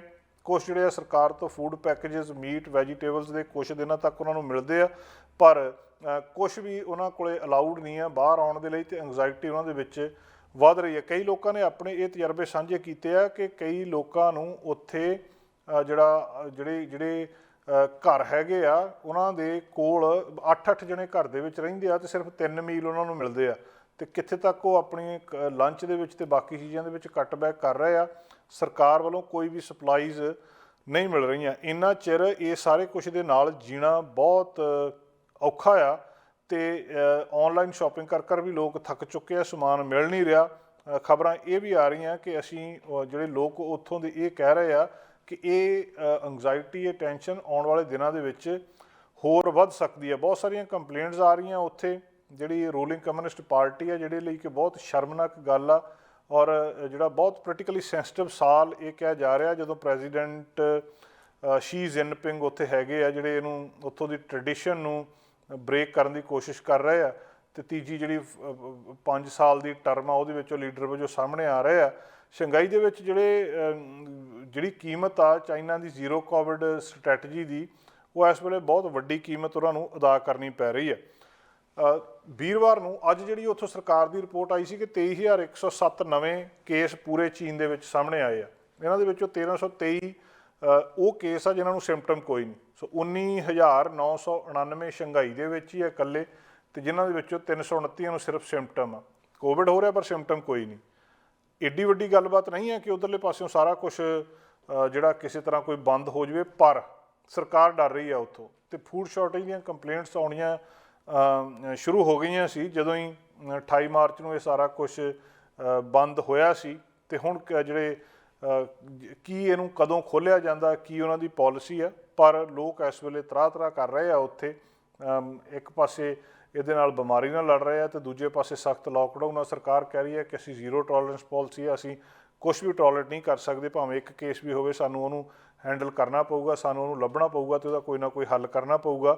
ਪਰ ਲੋਕ ਕੁਦਰਤੀ ਤੌਰ 'ਤੇ ਬਹੁਤ ਜ਼ਿਆਦਾ ਇਸ ਮਾਮਲੇ ਦੇ ਵਿੱਚ ਅੱਕੇ ਪਏ ਆ, ਤੇ ਜੇ ਥੋੜ੍ਹਾ ਚਿਰ ਹੋਰ ਇਹ ਐਂਗਜ਼ਾਇਟੀ ਇਸੇ ਤਰ੍ਹਾਂ ਉੱਥੇ ਵੱਧਦੀ ਰਹਿੰਦੀ ਆ ਤੇ ਕੋਵਿਡ ਦੇ ਕੇਸ ਜਿਹੜੇ ਆ ਉਹ ਇਸੇ ਤਰ੍ਹਾਂ ਰਹਿੰਦੇ ਆ ਤਾਂ ਸਮੱਸਿਆ ਵੱਧ ਸਕਦੀ ਹੈ। ਇਸ ਵੇਲੇ ਜਦੋਂ ਪੂਰੀ ਦੁਨੀਆ ਦੋ ਧੜਿਆਂ ਦੇ ਵਿੱਚ ਵੰਡੀ ਜਾ ਰਹੀ ਹੈ, ਇੱਕ ਪਾਸੇ ਰੂਸ ਦਾ ਵਿਰੋਧ ਕਰਨ ਵਾਲੇ ਨੇ ਤੇ ਥੋੜ੍ਹੇ ਜਿਹੇ ਦੇਸ਼ ਰੂਸ ਦੇ ਹੱਕ ਵਿੱਚ ਵੀ ਦਬਵੀਂ ਜ਼ਬਾਨ ਵਿੱਚ ਬੋਲ ਰਹੇ ਆ, ਉੱਥੇ ਨਾਰਥ ਕੋਰੀਆ ਨੇ ਪੂਰੀ ਤਿਆਰੀ ਕਰ ਲਈ ਆ ਆਉਣ ਵਾਲੇ ਦਿਨਾਂ ਦੇ ਵਿੱਚ ਆਪਣੇ ਨਿਊਕਲੀਅਰ ਵੈਪਨ ਟੈਸਟ ਕਰਨ ਦੀ। ਉਹ ਆਪਣੀ ਥਾਂ ਦੇ ਉੱਤੇ ਅਗਲੇ ਹਫ਼ਤੇ ਉਹਨਾਂ ਦੀ ਬਹੁਤ ਇੰਪੋਰਟੈਂਟ ਦਿਨ ਵੀ ਆ ਔਰ ਛੁੱਟੀ ਵੀ ਆ, ਜਿਹਦੀ ਚਿੰਤਾ US ਨੂੰ ਵੀ ਹੋ ਰਹੀ ਹੈ ਇਸ ਵੇਲੇ, ਜਿਹਨੂੰ ਇੱਕ ਬਹੁਤ ਵੱਡਾ ਐਕਸ਼ਨ ਮੰਨਿਆ ਜਾ ਰਿਹਾ। ਔਰ ਨਿਊਕਲੀਅਰ ਟੈਸਟ ਜਦੋਂ ਨਾਰਥ ਕੋਰੀਆ ਕਰੂਗਾ ਤਾਂ ਅਮਰੀਕਾ ਦੀ ਚਿੰਤਾ ਜਾਇਜ਼ ਆ। ਉਹ ਕਹਿੰਦੇ ਅਸੀਂ ਆਪਣੇ ਅਲਾਈਜ਼, ਆਪਣੇ ਪਾਰਟਨਰ, ਇਹਨਾਂ ਸਾਰਿਆਂ ਦੇ ਨਾਲ ਜਿਹੜੀ ਗੱਲਬਾਤ ਕਰ ਰਹੇ ਹਾਂ ਤੇ ਹੋਪ ਸਾਡੇ ਕੋਲ ਹੈਗੀ ਆ ਕਿ ਜਿਹੜੇ ਅਮਰੀਕਾ ਆ ਉਹ ਦੇਖ ਰਿਹਾ ਕਿ ਕਿਸ ਤਰੀਕੇ ਨਾਲ ਨਾਰਥ ਕੋਰੀਆ ਦੇ ਇਸ ਟੈਸਟ ਦਾ ਜਵਾਬ ਦਿੱਤਾ ਜਾਂਦਾ ਆ। ਇੱਥੇ ਵਰਣਨਯੋਗ ਇਹ ਵੀ ਆ ਕਿ ਨਾਰਥ ਕੋਰੀਆ ਦੇਸ਼ ਦੇ ਫਾਊਂਡਰ ਕਿਮ ਸੰਗ ਦਾ ਜਿਹੜਾ ਬਰਥਡੇ ਆ ਉਹ ਸੈਲੀਬ੍ਰੇਟ ਕਰੂਗਾ ਅਪ੍ਰੈਲ 15 ਨੂੰ। ਇੱਥੇ ਦੱਸਣਯੋਗ ਆ ਕਿ ਕਿਮ ਸੰਗ ਜਿਹੜੇ ਹੁਣ ਦੇ ਡਿਕਟੇਟਰ ਆ ਉੱਥੋਂ ਦਾ ਕਿਮ ਯੋਂਗ ਉਨ ਉਹਦੇ ਦਾਦਾ ਜੀ ਸੀ। ਸੋ ਉਹਨਾਂ ਦਾ ਬਰਥਡੇ 15 ਅਪ੍ਰੈਲ ਨੂੰ ਸੈਲੀਬ੍ਰੇਟ ਕਰਨ ਦੇ ਨਾਲ ਨਾਲ ਉਸ ਦਿਨ ਇਹ ਨਿਊਕਲੀਅਰ ਹਥਿਆਰ ਟੈਸਟ ਕੀਤੇ ਜਾਣਗੇ। ਕੰਟਰੀ ਜਿਹੜੀ ਆ ਕਾਫੀ ਦੇਰ ਤੋਂ ਇਹ ਪਹਿਲਾਂ ਵੀ ਕਰਦੇ ਆਏ ਆ, ਇਹ ਕੋਈ ਨਵੀਂ ਗੱਲ ਨਹੀਂ ਇਹਨਾਂ ਦੇ ਲਈ। ਨਿਊਕਲੀਅਰ ਟੈਸਟ ਜਿਹੜੇ ਆ ਇਹਨਾਂ ਨੇ ਹੁਣ ਸਤੰਬਰ 2017 ਤੋਂ ਲੈ ਕੇ ਬਾਅਦ ਦੇ ਵਿੱਚ ਨਹੀਂ ਕੀਤੇ, ਇਹ ਲਗਾਤਾਰ ਰੈਕਟ ਦੇ ਉੱਤੇ ਆ। ਤੇ ਹੁਣ ਉਹ ਦੱਸਦੇ ਆ ਕਿ ਹੁਣ ਟਾਈਮ ਆ ਗਿਆ ਕਿ ਜਦੋਂ ਉਹ ਆਪਣੇ ਨਿਊਕਲੀਅਰ ਹਥਿਆਰ ਟੈਸਟ ਕਰਨਗੇ। ਔਰ ਜਿਸ ਤਰੀਕੇ ਨਾਲ ਯੂਕਰੇਨ ਤੇ ਰਸ਼ੀਆ ਵਾਲੇ ਪਾਸੇ ਟੈਨਸ਼ਨ ਬਣੀ ਆ, ਤੇ ਕਿਮ ਨੇ ਇਹ ਵੀ ਕਿਹਾ ਕਿ ਜਿਹੜੇ ਰਸ਼ੀਅਨ ਤੇ ਚਾਈਨੀਜ਼ ਡਿਪਲੋਮੈਟਸ ਹੈਗੇ ਆ ਯੂਨਾਈਟਿਡ ਨੇਸ਼ਨਸ ਦੇ, ਉਹਨਾਂ ਨੂੰ ਜਿਹੜਾ US ਦੇ ਕਿਸੇ ਵੀ ਤਰ੍ਹਾਂ ਦੇ ਨਾਰਥ ਕੋਰੀਆ ਨੂੰ ਕੰਡੈਮ ਕਰਨ ਨੂੰ ਓਬਸਟ੍ਰੈਕਟ ਕਰ ਰਹੇ ਆ ਜਾਂ ਮਿਜ਼ਾਈਲ ਲਾਂਚ ਕਰਨ ਨੂੰ, ਇਹ ਸਾਰੇ ਕੁਝ ਜਿਹੜੇ ਲੌਂਗ ਟਰਮ ਕੰਮ ਨੇ ਇਹਦੇ ਉੱਤੇ ਇਹਦਾ ਅਸਰ ਪਊਗਾ। ਹੁਣ ਇੱਕ ਪਾਸੇ ਜਦੋਂ ਇਹ ਨਿਊਕਲੀਅਰ ਹਥਿਆਰ ਟੈਸਟ ਉਸ ਵੇਲੇ ਕਰ ਰਹੇ ਆ ਜਦੋਂ ਕਿ ਦੁਨੀਆ ਦੇ ਵਿੱਚ ਇੱਕ ਵਾਰੀ ਪਹਿਲਾਂ ਹੀ ਜੰਗ ਲੱਗਣ ਦੇ ਲਗਭਗ ਅਸਾਰ ਬਣੇ ਆ, ਤੇ ਇਹਦਾ ਖਾਸ ਕਰ ਅਮਰੀਕਾ ਦੇ ਉੱਤੇ ਕੀ ਅਸਰ ਪਊਗਾ, ਕਿੰਨਾ ਕਿ ਇਹਨੂੰ ਸੰਜੀਦਗੀ ਦੇ ਨਾਲ ਲੈਂਦੇ ਆ, ਕੀ ਇਹਦੇ ਲੰਬੇ ਸਮੇਂ ਦੇ ਵਿੱਚ ਅਰਥ ਹੋਣਗੇ ਜੇਕਰ ਉਹ ਇਹਨੂੰ ਟੈਸਟ ਕਰਦੇ ਆ। ਤੇ ਆਪਣੇ ਫਾਊਂਡਰ ਦਾ ਜਿਹੜਾ 15 ਅਪ੍ਰੈਲ ਨੂੰ ਜਦੋਂ ਉਹ ਬਰਥਡੇ ਸੈਲੀਬ੍ਰੇਟ ਕਰਦੇ ਆ, ਉਹਦੇ ਤੋਂ ਬਾਅਦ ਬਾਕੀ ਦੁਨੀਆ ਇਹਨੂੰ ਕਿਸ ਤਰ੍ਹਾਂ ਰਿਐਕਟ ਕਰਦੀ ਆ, ਇਹ ਵੀ ਆਉਣ ਵਾਲੇ ਸਮੇਂ ਦੇ ਵਿੱਚ ਕਾਫੀ ਮਹੱਤਵਪੂਰਨ ਜਿਹੜੀਆਂ ਗੱਲਾਂ ਬਾਤਾਂ ਹੋ ਸਕਦੀਆਂ। ਤੇ ਇਹ ਕਿਉਂਕਿ ਇਸ ਵੇਲੇ ਦੁਨੀਆ ਦਾ ਧਿਆਨ ਨਾਰਥ ਕੋਰੀਆ ਦੇ ਇਹਨਾਂ ਨਿਊਕਲੀਅਰ ਜਿਹੜੀਆਂ ਚੀਜ਼ਾਂ ਨੇ ਇਹਦੇ ਪਾਸੇ ਨਹੀਂ ਆ, ਪਰ ਹੁਣ ਜੇ ਟੈਸਟਿੰਗ ਇਸ ਵੇਲੇ ਕਰਦੇ ਆ ਤਾਂ ਇਹਦੇ ਨਾਲ ਦੁਨੀਆ ਦਾ ਧਿਆਨ ਇੱਧਰਲੇ ਪਾਸੇ ਜਾਊਗਾ ਤੇ ਇੱਕ ਨਵਾਂ ਮਾਮਲਾ ਜਿਹੜਾ ਉਹ ਇਸ ਥਾਂ ਦੇ ਉੱਤੇ ਖੜਾ ਹੋ ਸਕਦਾ ਆ। ਇਸ ਵੇਲੇ ਇੱਕ ਪਾਸੇ ਕੋਵਿਡ-19 ਦੇ ਕੇਸਿਸ ਸਾਹਮਣੇ ਆ ਰਹੇ ਆ, ਤੇ ਇਹਦੇ ਨਾਲ ਨਾਲ ਇੱਕ ਸਮੱਸਿਆ ਹੋਰ ਆ ਰਹੀ ਆ ਕਿ ਬਹੁਤ ਸਾਰੇ ਲੋਕਾਂ ਨੂੰ ਨਾਰਮਲ ਫਲੂ ਵੀ ਹੋ ਰਿਹਾ ਆ। ਫਰਕ ਦੋਵਾਂ ਦੇ ਵਿੱਚ ਪਤਾ ਨਹੀਂ ਲੱਗ ਰਿਹਾ ਲੋਕਾਂ ਨੂੰ ਕਿ ਫਰਕ ਕੀ ਹੈ। ਜਦੋਂ ਤਾਂ ਕੋਵਿਡ-19 ਹੁੰਦਾ ਸੀ ਇਹ ਨਵਾਂ ਸੀਗਾ ਤੇ ਸਾਨੂੰ ਇਹਦੇ ਸਿੰਪਟਮ ਬੜੇ ਕਲੀਅਰ ਸੀ ਔਰ ਲੋਕਾਂ ਨੂੰ ਯਾਦ ਵੀ ਸੀਗੇ ਵੀ ਇਹਦੇ ਸਿੰਪਟਮ ਕਿਹੜੇ ਆ। ਪਰ ਹੁਣ ਜਦੋਂ ਇਹ ਥੋੜ੍ਹਾ ਜਿਹਾ ਮਾਈਲਡ ਵੀ ਹੋ ਚੁੱਕਾ ਹੈ, ਲੋਕਾਂ ਨੂੰ ਉਹਨੇ ਸੀਵੀਅਰ ਸਿੰਪਟਮ ਵੀ ਨਹੀਂ ਆਉਂਦੇ, ਤਾਂ ਇਸ ਗੱਲ ਦੇ ਵਿੱਚ ਫਰਕ ਕਰਨਾ ਬਹੁਤ ਮੁਸ਼ਕਿਲ ਹੋਇਆ ਆ ਕਿ ਕਿਹੜੀ ਚੀਜ਼ ਜਿਹੜੀ ਉਹ ਫਲੂ ਆ ਤੇ ਕਿਹੜੀ ਇਹ ਕੋਵਿਡ-19 ਆ, ਵੀ ਕੋਵਿਡ-19 ਹੋਇਆ ਜਾਂ ਨਹੀਂ ਹੋਇਆ। ਸੋ ਦੂਜੀ ਇਹਦੇ ਵਿੱਚ ਇਹ ਹੈਗਾ ਕਿ ਟੈਸਟ ਤਾਂ ਰੈਪਿਡ ਟੈਸਟ ਤਾਂ ਦਿੱਤੇ ਹੀ ਗਏ ਆ ਕਿ ਜੇ ਕਿਸੇ ਨੂੰ ਵੀ ਸ਼ੱਕ ਆ ਤਾਂ ਰੈਪਿਡ ਟੈਸਟ ਕਰ ਸਕਦਾ ਹੈ। ਇਸ ਵੇਲੇ ਜਿਹਨੂੰ ਇਹ ਓਮੀਕਰੋਨ ਦੇ ਸਿੰਪਟਮ ਹੋ ਰਹੇ ਆ, ਉਹਦੇ ਵਿੱਚ ਜਿਹੜਾ ਸਭ ਤੋਂ ਪਹਿਲਾ ਲੱਛਣ ਆ ਕਿ ਉਹਦਾ ਗਲਾ ਪੱਕਦਾ ਆ, ਸੋਰ ਥਰੋਟ ਆ, ਗਲਾ ਦੁਖਦਾ ਹੈ। ਇਹ ਇੱਕ ਮੇਨ ਇਹਦਾ ਲੱਛਣ ਹੈਗਾ। ਜੇ ਤੁਸੀਂ ਰੈਪਿਡ ਟੈਸਟ ਨਹੀਂ ਵੀ ਕਰਨਾ ਤੁਹਾਨੂੰ ਆਪ ਅੰਦਾਜ਼ਾ ਹੋ ਜਾਊਗਾ। ਦੂਜਾ ਨੱਕ ਵਗਦਾ, ਰਨੀ ਨੋਜ਼ ਆ। ਤੀਜਾ ਦੱਸਦੇ ਛਿੱਕਾਂ ਆਉਂਦੀਆਂ ਆ। ਇਸੇ ਤਰ੍ਹਾਂ ਜਿਹੜੀ ਜਾਂ ਤਾਂ ਖੰਘ ਸ਼ੁਰੂ ਹੋ ਜਾਂਦੀ ਹੈ, ਜੇ ਪਹਿਲਾਂ ਖੰਘ ਦੀ ਥੋੜ੍ਹੀ ਬਹੁਤੀ ਸਮੱਸਿਆ ਹੈਗੀ ਤਾਂ ਉਹ ਜ਼ਿਆਦਾ ਖਤਰਨਾਕ ਹੋ ਜਾਂਦੀ ਹੈ, ਹੋਰ ਭੈੜੀ ਹੋ ਜਾਂਦੀ ਹੈ। ਫਟੀਗ ਹੁੰਦੀ ਹੈ, ਸਰੀਰ ਥੱਕਦਾ ਆ, ਸਾਹ ਲੈਣ ਦੇ ਵਿੱਚ ਖਿਆਈ ਆਉਂਦੀ ਹੈ, ਜਿਹੜੀ ਸ਼ਾਰਟਨੈਸ ਆਫ ਬ੍ਰੈਥ ਹੁੰਦੀ ਹੈ, ਜਿਹੜਾ ਟੈਂਪਰੇਚਰ ਆ ਉਹ 38 ਡਿਗਰੀ ਦੇ ਨੇੜੇ ਤੇੜੇ ਰਹਿੰਦਾ ਹੈ। ਬਹੁਤ ਸਾਰੇ ਕੋਵਿਡ-19 ਵਾਲੇ ਲੋਕਾਂ ਨੂੰ ਸਿੰਪਟਮ ਹੁੰਦੇ ਨੇ, ਬਹੁਤ ਸਾਰੇ ਲੋਕਾਂ ਨੂੰ ਮਾਈਲਡ ਸਿੰਪਟਮ ਹੁੰਦੇ ਆ। ਇਸੇ ਤਰ੍ਹਾਂ ਜਿਨ੍ਹਾਂ ਨੂੰ ਵੀ ਜਦੋਂ ਇਹ ਸਿੰਪਟਮ ਨੂੰ ਆਇਡੈਂਟੀਫਾਈ ਕਰਨਾ ਹੋਵੇ ਤਾਂ ਪ੍ਰਮੁੱਖ ਜਿਹੜੀ ਗੱਲ 3 ਗੱਲਾਂ ਨੇ, ਮਤਲਬ ਬੁਖਾਰ ਮੇਨ ਨਹੀਂ ਹੈ ਇਹਦੇ ਵਿੱਚ ਜੋ ਕੁਛ ਦੱਸਿਆ ਜਾ ਰਿਹਾ, ਸੋਰ ਥਰੋਟ, ਰਨੀ ਨੋਜ਼ ਤੇ ਸਨੀਜ਼ਿੰਗ, ਇਹ 3 ਪ੍ਰਮੁੱਖ ਗੱਲਾਂ ਨੇ ਜਿਹੜੀਆਂ ਇਸ ਕੋਵਿਡ-19 ਦੇ ਵਿੱਚ ਜਿਹੜਾ ਧਿਆਨ ਰੱਖਣ ਵਾਲੀ ਗੱਲ ਆ। ਇਹਦੇ ਤੋਂ ਬਾਅਦ ਫਿਰ ਇਸ ਗੱਲ ਬਾਰੇ ਵੀ ਗੱਲਬਾਤ ਆ ਕਿ ਜਿਹੜਾ ਰੈਪਿਡ ਟੈਸਟ ਆ ਉਹ ਕਿੰਨਾ ਕੁ ਸਹੀ ਆ ਤੇ ਜਿਹੜਾ ਮੋਲੀਕੂਲਰ ਟੈਸਟ ਪਹਿਲਾਂ ਕੀਤਾ ਜਾਂਦਾ ਸੀ ਉਹ ਕਿੰਨਾ ਕੁ ਸਹੀ ਆ। ਹੁਣ ਕਿੱਡੀ ਕੁ ਔਖੀ ਗੱਲ ਆ ਵੀ ਜੇ ਕਿਸੇ ਨੂੰ ਫਲੂ ਵੀ ਹੋਵੇ ਉਹ ਤੋਂ ਵੀ ਕਿਸ ਤਰੀਕੇ ਨਾਲ ਦੂਰ ਰਹਿ ਕੇ ਬਚਿਆ ਜਾ ਸਕਦਾ, ਤੇ ਇਹਨੂੰ ਫਲੂ ਨੂੰ ਕੋਵਿਡ-19 ਦੇ ਨਾਲ ਜਿਹੜਾ ਕਨਫਿਊਜ਼ਨ ਹੁੰਦਾ ਇਹਦੇ ਤੋਂ ਕਿੱਦਾਂ ਬਚਾਅ ਕੀਤਾ ਜਾ ਸਕਦਾ। ਦੋਸਤੋ, ਪ੍ਰੋਗਰਾਮ ਦੇ ਅਗਲੇ ਹਿੱਸੇ ਵਿੱਚ ਅਸੀਂ ਗੱਲਬਾਤ ਕਰਨੀ ਹੈ ਪ੍ਰਸਿੱਧ ਲੇਖਕ ਬਖਸ਼ਿੰਦਰ ਹੋਣਾ ਦੇ ਨਾਲ। ਬਖਸ਼ਿੰਦਰ ਹੋਣਾ ਦੀ ਕਿਤਾਬ ਆਈ ਹੈ ਪੱਤਰਕਾਰੀ ਕਿ ਤਰਕਾਰੀ। ਪੱਤਰਕਾਰੀ ਸੰਬੰਧੀ ਕੁਝ ਮਹੱਤਵਪੂਰਨ ਗੱਲਾਂ ਬਾਤਾਂ ਆਪਾਂ ਬਖਸ਼ਿੰਦਰ ਜੀ ਦੇ ਨਾਲ ਕਰਦੇ ਹਾਂ। ਅੱਜ ਅਸੀਂ ਇੱਕ ਖਾਸ ਗੱਲਬਾਤ ਕਰਨ ਦੇ ਲਈ ਇੱਥੇ ਆਏ ਹਾਂ ਤੇ ਮੇਰੇ ਹੱਥ ਦੇ ਵਿੱਚ ਇੱਕ ਕਿਤਾਬ ਆ ਪੱਤਰਕਾਰੀ ਕਿ ਤਰਕਾਰੀ। ਬਖਸ਼ਿੰਦਰ ਇਹਦੇ ਲੇਖਕ ਨੇ ਤੇ ਇਹਦੇ ਲੇਖਕ ਦੇ ਨਾਲ ਗੱਲਬਾਤ ਕਰਨੀ ਆ। ਇਹ ਗੱਲਬਾਤ ਇਸ ਕਰਕੇ ਵੀ ਦਿਲਚਸਪ ਆ ਕਿਉਂਕਿ ਸਾਡੇ ਕਿੱਤੇ ਦੇ ਨਾਲ ਸੰਬੰਧਿਤ ਆ। ਪੱਤਰਕਾਰੀ ਕੀ ਹੁੰਦੀ ਆ ਇਹ ਤੇ ਸਾਨੂੰ ਥੋੜ੍ਹੀ ਬਹੁਤੀ ਸਮਝ ਆਉਂਦੀ ਆ। ਤਰਕਾਰੀ ਕੀ ਹੁੰਦੀ ਆ, ਇਹ ਕਿਤਾਬ ਲਿਖਣ ਦਾ ਸਬੱਬ ਕੀ ਆ। ਪਹਿਲੀ ਪੱਤਰਕਾਰੀ ਜ਼ਿਆਦਾ ਵਧੀਆ ਸੀ, ਹੁਣ ਦੀ ਪੱਤਰਕਾਰੀ ਜ਼ਿਆਦਾ ਵਧੀਆ ਆ। ਪੱਤਰਕਾਰੀ ਦੇ ਰੂਪ ਬਹੁਤ ਸਾਰੇ ਬਦਲੇ ਆ। ਹੁਣ ਕਿਸੇ ਦੀ ਕੀਤੀ ਖਬਰ ਨੂੰ ਕਿਸੇ ਕਮਰੇ ਵਿੱਚ ਬੈਠ ਕੇ ਲੋਕਾਂ ਨੂੰ ਸੁਣਾਉਣ ਦਾ ਵੀ ਇੱਕ ਪੱਤਰਕਾਰੀ ਦਾ ਢੰਗ ਹੈ ਜਿਹੜਾ ਕਿ ਬਹੁਤ ਪੋਪੂਲਰ ਆ, ਖਾਸ ਕਰ ਜਿਹੜੇ ਵੀਡੀਓ ਦੇ ਜ਼ਰੀਏ। ਇਹ ਬਖਸ਼ਿੰਦਰ ਹੋਣਾ ਨੇ ਸਾਰੀ ਉਮਰ ਇਸ ਖੇਤਰ ਦੇ ਵਿੱਚ ਗੁਜ਼ਾਰੀ ਹੈ। ਇਹਨਾਂ ਦਾ ਲੰਬਾ ਤਜਰਬਾ ਆ। ਇਹਨਾਂ ਕੋਲੋਂ ਇਸ ਕਿੱਤੇ ਸੰਬੰਧੀ ਇਸ ਕਿਤਾਬ ਦੇ ਬਹਾਨੇ ਨਾਲ ਗੱਲਾਂ ਬਾਤਾਂ ਜਾਣਨ ਦੇ ਲਈ ਅਸੀਂ ਇੱਥੇ ਆਏ ਹਾਂ। ਬਖਸ਼ਿੰਦਰ ਜੀ, ਪੱਤਰਕਾਰੀ ਦੀ ਥੋੜ੍ਹੀ ਬਹੁਤੀ ਸਮਝ ਆਉਂਦੀ ਹੈ, ਤਰਕਾਰੀ ਕੀ ਹੋਇਆ ਜੀ? ਇਹ ਗੱਲ ਕਹਿਣ ਦਾ ਅੰਦਾਜ਼ ਹੈ ਇੱਕ ਵੀ ਪੱਤਰਕਾਰੀ ਦੇ ਨਾਲ ਜੁੜਦਾ ਸ਼ਬਦ ਪਾ ਲਿਆ ਤਰਕਾਰੀ।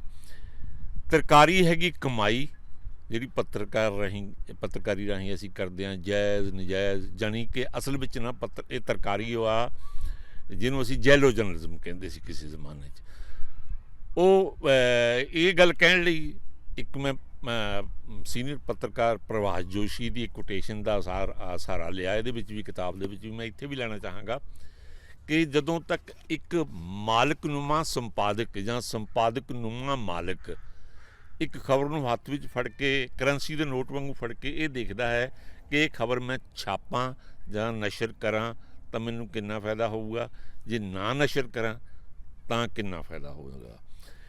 ਇਹ ਬਹੁਤ ਪੁਰਾਣੀ 1836 ਦੀ ਗੱਲ ਹੈ, ਜਦੋਂ ਦੋ ਅਖਬਾਰਾਂ ਨੇ, ਅੰਗਰੇਜ਼ੀ ਦੀਆਂ ਦੋ ਅਖਬਾਰਾਂ ਦੇ ਵਿੱਚ ਇੱਕ ਕਾਰਟੂਨ ਪੱਟੀ ਤੋਂ ਲੜਾਈ ਹੋਈ ਸੀ। ਉਹ ਇੱਕ ਕਾਰਟੂਨ ਸ਼ਬਦ ਆਉਂਦਾ ਸੀ ਜੈਲੋ ਕਿਡਜ਼।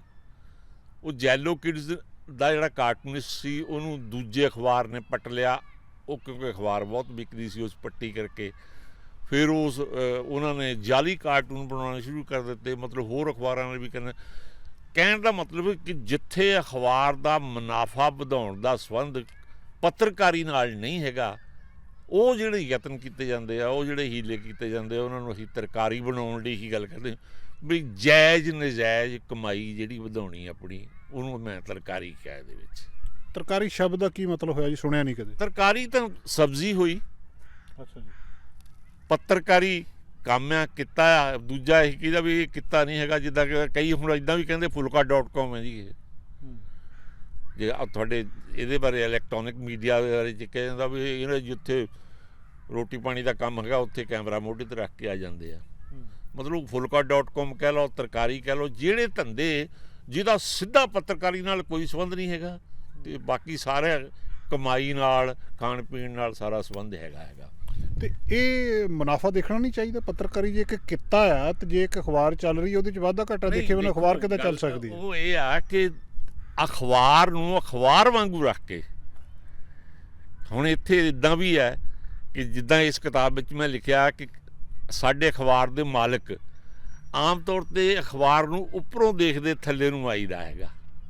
ਉੱਤੇ ਸੁਰਖੀਆਂ ਹੁੰਦੀਆਂ, ਵੱਡੇ ਹੈਡਿੰਗ ਹੁੰਦੇ ਆ, ਕਿਹੜੀ ਖਬਰ ਅਹਿਮ ਹੈ ਉੱਪਰ ਲੱਗੀ ਹੁੰਦੀ ਆ, ਅਤੇ ਥੱਲੇ ਨੂੰ ਦੇਖਦੇ ਆਈਦੇ ਆ। ਸਾਡੇ ਅਖਬਾਰ ਦੇ ਮਾਲਕ ਜਿਨ੍ਹਾਂ ਦਾ ਇਹ 'ਚ ਮੈਂ ਜ਼ਿਕਰ ਕੀਤਾ, ਜਦੋਂ ਮੈਂ ਜਿੱਥੇ ਕੰਮ ਕਰਦਾ ਹੁੰਦਾ ਸੀ। ਕਿਹੜੀ ਅਖਬਾਰ 'ਚ ਕੰਮ ਕਰਦੇ ਸੀ? ਮੈਂ ਇਹ 'ਚ ਤਿੰਨਾਂ ਅਖਬਾਰਾਂ ਦਾ ਆਪਣਾ ਕੰਮ ਲਿਖਿਆ ਹੈ ਜੀ, ਕਿ ਨਵਾਂ ਜ਼ਮਾਨਾ ਤੋਂ ਸ਼ੁਰੂ ਕਰਕੇ ਮੈਂ ਜਗਬਾਣੀ 'ਚ ਗਿਆ, ਜਗਬਾਣੀ ਤੋਂ ਪੰਜਾਬੀ ਟ੍ਰਿਬਿਊਨ ਆਇਆ। ਉਹਦੇ ਵਿੱਚ ਜਿਹੜਾ ਸਾਡੇ ਜਗਬਾਣੀ ਵਾਲੇ ਹੁੰਦੇ ਸੀ ਉਹ ਥੱਲਿਓਂ ਅਖਬਾਰ ਨੂੰ ਤੁਹਾਨੂੰ ਦੇ ਦਿੰਦੇ, ਕਿਉਂਕਿ ਥੱਲਿਓਂ ਇਸ਼ਤਿਹਾਰ ਲੱਗੇ ਉਹ ਤੁਹਾਨੂੰ ਜਾਂਦੇ ਹੁੰਦੇ ਸੀ। ਅਖਬਾਰ ਨੂੰ ਖਬਰਾਂ ਕਰਕੇ ਪੜ੍ਹਿਆ ਜਾਂਦਾ ਅਤੇ ਖਬਰਾਂ ਕਰਕੇ ਹੀ ਉਹਦੇ ਵਿੱਚ ਇਸ਼ਤਿਹਾਰ ਛਪਦੇ ਆ। ਜੇ ਜ਼ਿਆਦਾ ਅਖਬਾਰ ਛਪਦਾ, ਇਸ਼ਤਿਹਾਰ ਛਪਦੇ ਆ। ਅਤੇ ਜੇ ਖਬਰ ਨੂੰ ਕੁਰਬਾਨ ਕਰਕੇ ਇਸ਼ਤਿਹਾਰ ਛਾਪੇ ਜਾਂਦੇ ਆ, ਕਈ ਵਾਰੀ ਹੁਣ ਇਹੋ ਜਿਹਾ ਸਮਾਂ ਵੀ ਆਇਆ ਕਿ ਪੂਰੇ ਦਾ ਪੂਰਾ ਪੇਜ, ਫਰੰਟ ਪੇਜ ਜਿਹੜਾ ਉਹ ਇਸ਼ਤਿਹਾਰਾਂ ਦਾ ਭਰਿਆ ਆ। ਫਿਰ ਉਹਨੂੰ ਇਸ਼ਤਿਹਾਰ ਵੀ ਕੌਣ ਦੇਖੂ ਜਦੋਂ ਕੁਝ ਖਬਰ ਹੈ ਨਹੀਂ। ਨਹੀਂ, ਪਰ ਇਹ ਕੰਮ ਤਾਂ ਉਸ ਬਿਜ਼ਨਸ ਅਦਾਰੇ ਦਾ ਆ, ਉਹਨੇ ਦੇਖਣਾ ਵੀ ਮੇਰਾ ਇਸ਼ਤਿਹਾਰ ਵਿਕ ਰਿਹਾ ਕਿ ਖਬਰ ਵਿਕ ਰਹੀ। ਮਾਮਲਾ ਤੇ ਬਿਜ਼ਨਸ ਦਾ ਨਾ, ਕੀ ਇਹ ਸੇਵਾ ਆ? ਇਹ ਬਿਜ਼ਨਸ ਨਹੀਂ ਹੈ, ਇਹ ਬਿਜ਼ਨਸ ਨਹੀਂ ਹੁੰਦਾ। ਟੀਵੀ ਅਖਬਾਰ ਨਹੀਂ ਹੁੰਦਾ, ਨਹੀਂ ਹੈ, ਇਹ ਹੋ ਗਿਆ ਹੈ। ਇਹ ਸੀ ਮਿਸ਼ਨ ਹੁੰਦਾ ਸੀ ਕਿਸੇ ਜ਼ਮਾਨੇ 'ਚ, ਇੱਕ ਮਕਸਦ ਲੈ ਕੇ ਪੱਤਰਕਾਰੀ ਕੀਤੀ ਜਾਂਦੀ ਸੀ। ਮਿਸ਼ਨ ਤੋਂ ਹੁਣ ਹੌਲੀ ਹੌਲੀ ਕਮਿਸ਼ਨ ਬਣ ਗਿਆ ਹੈਗਾ ਕਿ ਅਖਬਾਰ ਦਾ ਜਿਹੜਾ ਪੱਤਰਕਾਰ ਆ ਉਹਨੂੰ ਅਪੁਆਇੰਟ ਕਰਨ ਲੱਗਿਆ ਵੀ ਬਿਜ਼ਨਸ ਦਾ ਖਿਆਲ ਰੱਖਿਆ ਜਾਂਦਾ ਜੀ। ਸਾਨੂੰ ਤੁਸੀਂ ਕਿੰਨੇ ਸਪਲੀਮੈਂਟ ਸਾਲ ਦੇ ਵਿੱਚ ਦਿਓਗੇ, ਜੇ ਫਰਜ਼ ਕਰ ਲਓ ਉਹਨੂੰ ਨਹੀਂ ਕੰਮ ਕਰਨਾ ਆਉਂਦਾ ਤੇ ਲੇਕਿਨ ਉਹ ਸਪਲੀਮੈਂਟ ਜ਼ਿਆਦਾ ਕਢਵਾਉਂਦਾ, ਉਹ ਪ੍ਰਵਾਨਿਤ ਪੱਤਰਕਾਰ ਆ ਉਹ।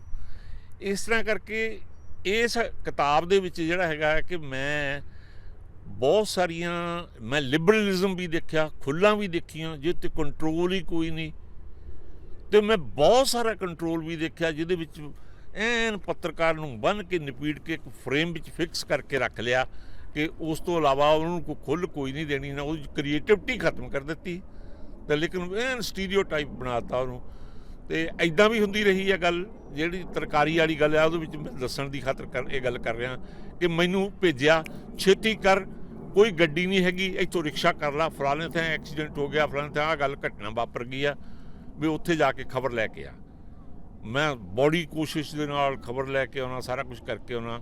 ਜਦ ਤੱਕ ਮੇਰੇ ਆਉਣ ਤੱਕ ਮੋਹਰੇ ਫੋਨ ਆਇਆ ਹੁੰਦਾ ਕੰਸਰਨਡ ਪਾਰਟੀ, ਕਹਿੰਦਾ ਵੀ ਤੁਹਾਡਾ ਪੱਤਰਕਾਰ ਇੱਥੇ ਹਰ ਲਾਲ ਕਰਦਾ ਫਿਰਦਾ, ਇਹਨੂੰ ਰੋਕੋ, ਖਬਰ ਨਹੀਂ ਜਾਣੀ ਚਾਹੀਦੀ। ਅਤੇ ਜਦੋਂ ਆਇਆ, ਆ ਕੇ ਲਿਆ ਵੀ ਕੀ ਲੈ ਕੇ ਆਇਆ, ਆਹ ਲੈ ਕੇ ਆਇਆ ਜੀ, ਆਹ ਖਬਰ ਹੈ। ਇੱਦਾਂ ਕਰਕੇ ਬੰਦੇ ਦੇ ਹੱਥ ਉੱਡ ਗਏ, ਸਿਲੰਡਰ ਫਟ ਗਿਆ ਉੱਥੇ, ਅਤੇ ਬੰਦਾ ਨਹੀਂ ਲੱਭਿਆ ਉਹ। ਅਤੇ ਆ ਵੀ ਕੱਟਦੇ, ਆ ਵੀ ਕੱਟਦੇ, ਆ ਵੀ ਕੱਟਦੇ, ਆ ਵੀ ਕੱਟਦੇ, ਇਹ ਇੰਨੀ ਕੁ ਖਬਰ ਜਾਣੀ ਆ। ਮੈਂ ਕਿਹਾ ਜੀ ਕੀ ਲੋੜ ਸੀ ਮੈਨੂੰ ਭੇਜਣ ਦੀ, ਤਾਂ ਆਪਾਂ ਇੱਥੇ ਬੈਠ ਕੇ ਟੇਬਲ 'ਤੇ ਬਣਾ ਲੈਣੀ ਸੀ। ਇਸ ਤਰ੍ਹਾਂ ਦੇ ਜਦੋਂ ਕੰਮ ਹੁੰਦੇ ਆ ਨਾ, ਉਹੀ ਕਰੰਸੀ ਦਾ ਨੋਟ ਸਮਝ ਕੇ ਖਬਰ ਹੱਥ 'ਚ ਫੜਨੀ, ਫੜੂੰਗਾ। ਇਸ਼ਤਿਹਾਰੀ ਪਾਰਟੀ ਹੈ, ਤੁਸੀਂ ਤੁਹਾਡੇ ਇਸ਼ਤਿਹਾਰ ਦਾ ਜਿਹੜਾ ਹਿੱਤ ਆ ਇਹਨੂੰ ਮੁੱਖ ਰੱਖਣਾ, ਇਹ ਨਹੀਂ ਰੱਖਣਾ ਕਿ ਇਹ ਖਬਰ ਮੇਰੀ ਪਬਲਿਕ ਕੋਲ ਜਾਣੀ ਚਾਹੀਦੀ ਆ ਔਰ ਪਬਲਿਕ ਇਹਨੂੰ ਪੜ੍ਹਨੀ, ਪਬਲਿਕ ਪੜ੍ਹੂਗੀ, ਪਬਲਿਕ ਦੇ ਹਿੱਤ ਦੇ ਨਾਲ ਜੁੜੇ ਹੋਏ। ਇਸ ਗੱਲ ਦਾ ਖਿਆਲ ਨਹੀਂ ਰੱਖਣਾ, ਉਲਟਾ ਇਹ ਦੇਖਣਾ ਕਿ ਮੈਨੂੰ ਕਿੰਨਾ ਕੁ ਫਾਇਦਾ ਹੁੰਦਾ। ਇਹ ਵੀ ਗੱਲ ਹੈ ਕਿ ਹੁਣ ਕਹਿੰਦੇ ਆ ਇਹਨਾਂ ਨੇ ਆਪਣੀਆਂ ਜਥੇਬੰਦੀਆਂ ਵੀ ਬਣਾਈਆਂ ਜਿਹੜੀਆਂ ਮਾਲਕਾਂ ਨੇ, ਅਖਬਾਰਾਂ ਵਾਲਿਆਂ ਨੇ, ਕਿ ਸਰਕਾਰ ਕੌਣ ਹੁੰਦੀ ਹੈ ਸਾਡੇ 'ਤੇ ਕਾਨੂੰਨ ਬਣਾਉਣ ਵਾਲੀ, ਸਾਡੇ 'ਤੇ ਲਾਗੂ ਕਰਨ ਵਾਲੀ, ਕਿ ਇੰਨੀਆਂ ਤਨਖਾਹਾਂ 'ਤੇ ਉਹ ਵੇਜ ਬੋਰਡ ਜਿਹੜੇ ਹੈਗੇ ਉਹਨਾਂ ਦੇ ਕਰੋ। ਅਸੀਂ ਤਾਂ ਇਹਨਾਂ ਦੇ ਦਾਇਰੇ 'ਚ ਹੀ ਨਹੀਂ ਆਉਂਦੇ, ਅਸੀਂ ਤਾਂ ਸਾਡਾ ਪ੍ਰਾਈਵੇਟ ਕੰਮ ਆ। ਇਹ ਫਰਕ ਸਮਝਣ ਦੀ ਜਿਸ ਕਰਨ ਜੀ ਲੋੜ ਆ ਕਿ ਜਦੋਂ ਅਖਬਾਰਾਂ ਛਾਪੇਖਾਨੇ ਤੋਂ ਨਿਕਲਣ ਦੀ ਬਜਾਏ ਕਾਰਖਾਨਿਆਂ 'ਚੋਂ ਨਿਕਲਣਾ ਸ਼ੁਰੂ ਹੋ ਜਾਂਦੀਆਂ ਨਾ, ਉੱਥੇ ਪੱਤਰਕਾਰੀ ਤੇ ਤਰਕਾਰੀ ਦਾ ਫਰਕ ਸਾਫ਼ ਦਿਸਣ ਲੱਗ ਜਾਂਦਾ ਹੈ। ਇਹ ਕਿਤਾਬ ਮਤਲਬ ਕਿਉਂ ਲਿਖੀ ਤੁਸੀਂ? ਕੀ ਕਾਰਨ ਸੀਗੇ ਵੀ ਤੁਹਾਨੂੰ ਇਹ ਕਿਤਾਬ ਲਿਖਣੀ ਪਈ? ਕੀ ਉਹ ਸਾਰੇ ਕੰਮਕਾਰ ਤੋਂ ਉਸ ਵੇਲੇ ਖੁਸ਼ ਨਹੀਂ ਸੀ ਜਾਂ ਮਾਮਲਾ ਕੀ ਸੀ? ਨਹੀਂ, ਮੈਂ ਖੁਸ਼ ਵਾਲੀ ਗੱਲ ਨਹੀਂ ਜੀ, ਮੈਂ ਕੰਮ ਬਹੁਤ ਸੋਹਣਾ ਕੀਤਾ ਔਰ ਮੈਂ ਕੰਮ ਕਰਕੇ ਦਿਖਾਇਆ। ਕਈ ਚੀਜ਼ਾਂ ਮੈਂ ਨਵੀਆਂ ਕੀਤੀਆਂ, ਹਾਲਾਂਕਿ ਉਹ ਆਪਣੇ ਆਪ ਨੂੰ ਬਹੁਤ ਵੱਡੇ ਪ੍ਰਿੰਟਰਸ ਕਹਿੰਦੇ ਹੁੰਦੇ ਸੀ। ਉਹ ਪ੍ਰਿੰਟਰ ਵਧੀਆ ਹੁੰਦੇ ਸੀ, ਲੇਕਿਨ ਉਹ ਐਡੀਟਰ ਜਾਂ ਪੱਤਰਕਾਰ ਨਹੀਂ ਸੀ ਹੁੰਦੇ, ਅਤੇ ਉਹ ਗੱਲ ਉਹਨਾਂ ਨੂੰ ਸਮਝਾਉਣ ਦੀ ਖਾਤਰ ਕਰਕੇ ਦਿਖਾਉਣੀ ਪੈਂਦੀ ਹੁੰਦੀ ਸੀ। ਉਹ ਗੱਲ ਇਹ ਆ ਜੀ ਕਿ ਜਿਹੜੀਆਂ ਬੰਦਿਸ਼ਾਂ ਨਾ, ਜਿੱਦਾਂ ਹੁਣ ਦੱਸਿਆ ਵੀ ਤੁਸੀਂ, ਤੁਹਾਨੂੰ ਜੀ 6.5 ਕਾਲਮ 6.5 ਕਾਲਮ ਕੰਪੋਜ਼ ਕੀਤੇ 8 ਪੁਆਇੰਟ ਦੇ ਵਿੱਚ ਰੋਜ਼ ਕਰਕੇ ਦੇਣੇ ਪੈਣਗੇ।